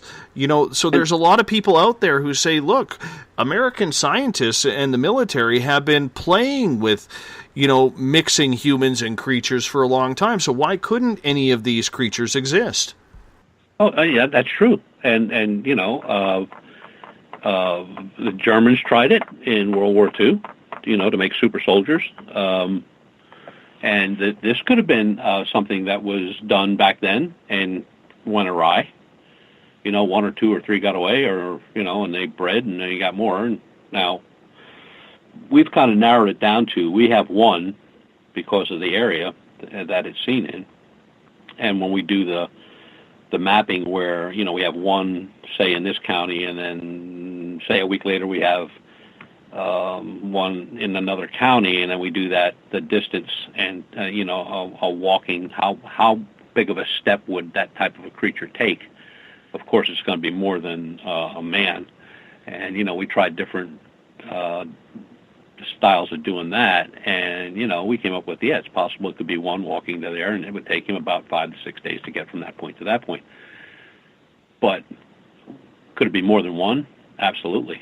I mean, we've never had the thing that kind of dampens on that a little bit is we've never had 2 reports simultaneously far apart. In other words, they're always a week or 2 or 3 or a month and a half or 2 months apart. They stay within the loop. They do not. That's the part that's puzzling to all of us. We have no reports outside of that loop. We just don't. There is none. We found a lot of historical reports outside that loop. We found historical newspaper clipping of a description of one of these creatures that is exactly what we have from 1865 from Erie, Pennsylvania, which is way out of the loop. So have these things been here a long time? Yeah. Are there lots of places for them to hide in these areas? Oh, absolutely. There's caves, there's old mines, there's old buildings, there's old towns. I mean, there's just places that we could never cover it all. If I had 500 researchers walking around and driving around, we couldn't even begin to scratch the surface on where they could hide. So the best thing to do is we go to where we had the sightings and we stay there and hope that they come back. And we've had our issues with stuff that happened while we were there that shouldn't have and did. So we'll continue on that, and that's really all I can do. And like I said, I can't capture it. I'm sure not hell gonna shoot it. But if I can get it on a FLIR, one of our FLIRs, video or still pictures, I have the proof that something is out there that is that size, that temperature, warm-blooded or cold-blooded, and this is what it looks like. And then that's as far as I'm going to go. What else would I do? Let's get to another... Oh, sorry. Go ahead, Butch. Okay. I was just going to say that people always say, well, what are you going to do if it charges you? And I'm thinking to myself, what would I do? I'd probably yell, sit. Mm-hmm. A couple questions from our audience, because we're only down to about 4.5 minutes here. It's flown by. Do you believe, then, as Gloria is asking, if the Rugaru is fake or not? No, I think the Rugaru is the same type of creature. Rugaru was the werewolf in France. When the French came into down into the Mississippi Delta area and settled in there, the Rugaru came along. There have been many sightings of Rugaru down there. And the Rugaru was actually the French name for werewolf. And they're documented in the 16th century, 17th century, big time. So are people seeing the Rugaru or some form of the Rugaru in that area? Yeah, those stories down there go way, way back. And in France, they go back even further. Joe is asking, do you then believe in legends and lore creatures like vampires or Dracula? Well, I mean, you have vampires today. I mean, there's a lot of people out there killing people and drinking blood. And some people are just drinking blood. They're not killing anybody. I think The only problem with the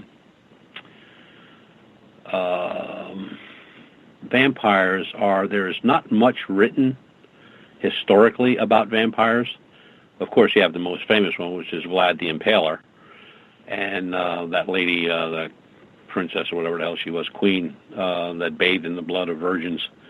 Those are the only real two that's documented. I mean, you know, Bela Lugosi type of Dracula was never documented in the old texts.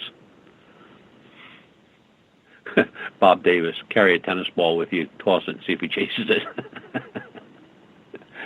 Good thinking, Bob. I might do that. I've always said that too. Always keep a pack of tennis balls with you, my friend. Always keep a pack of tennis balls. That's very, very important when it comes to this. Yeah. Only a couple of questions left, or a couple minutes left, pardon me. How has 2017 been for a lot of the investigation side? Has it been a good year? Has it been an off year? What do you think? Oh, it's been a good year.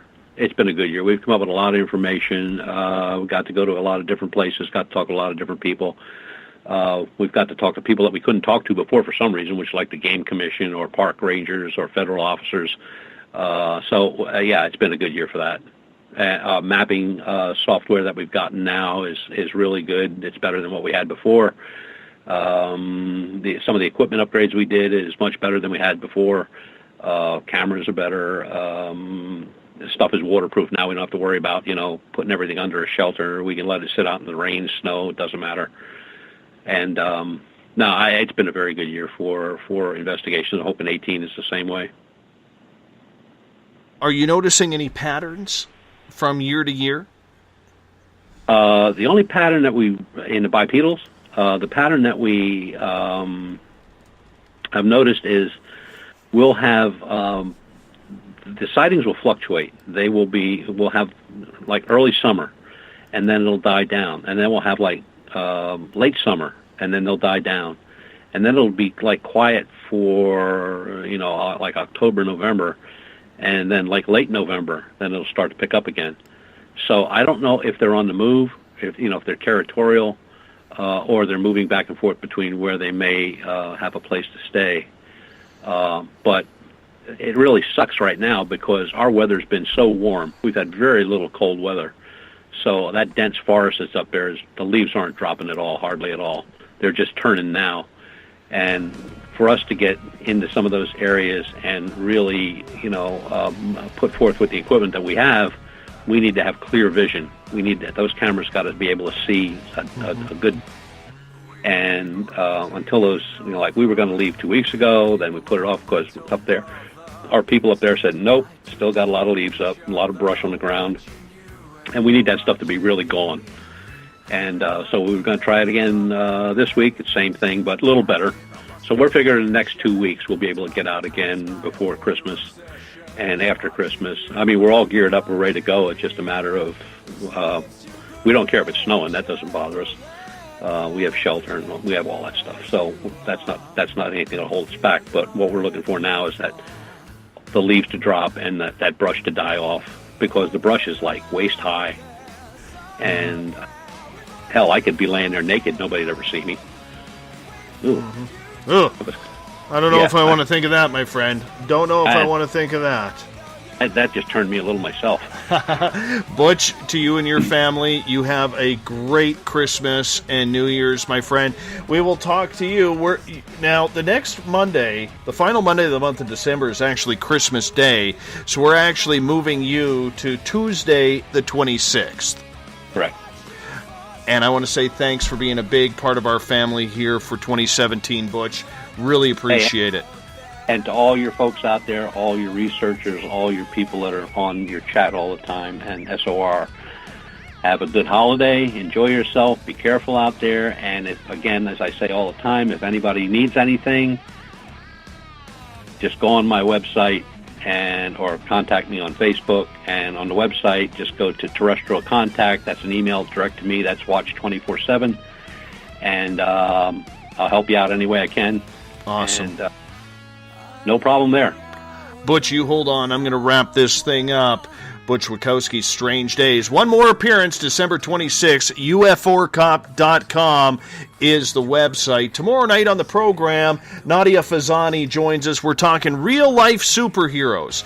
9 p.m. Pacific, midnight Eastern Time at spacedoutradio.com. I want to say thanks to our music man, Bumblefoot, for rocking us out of every single show.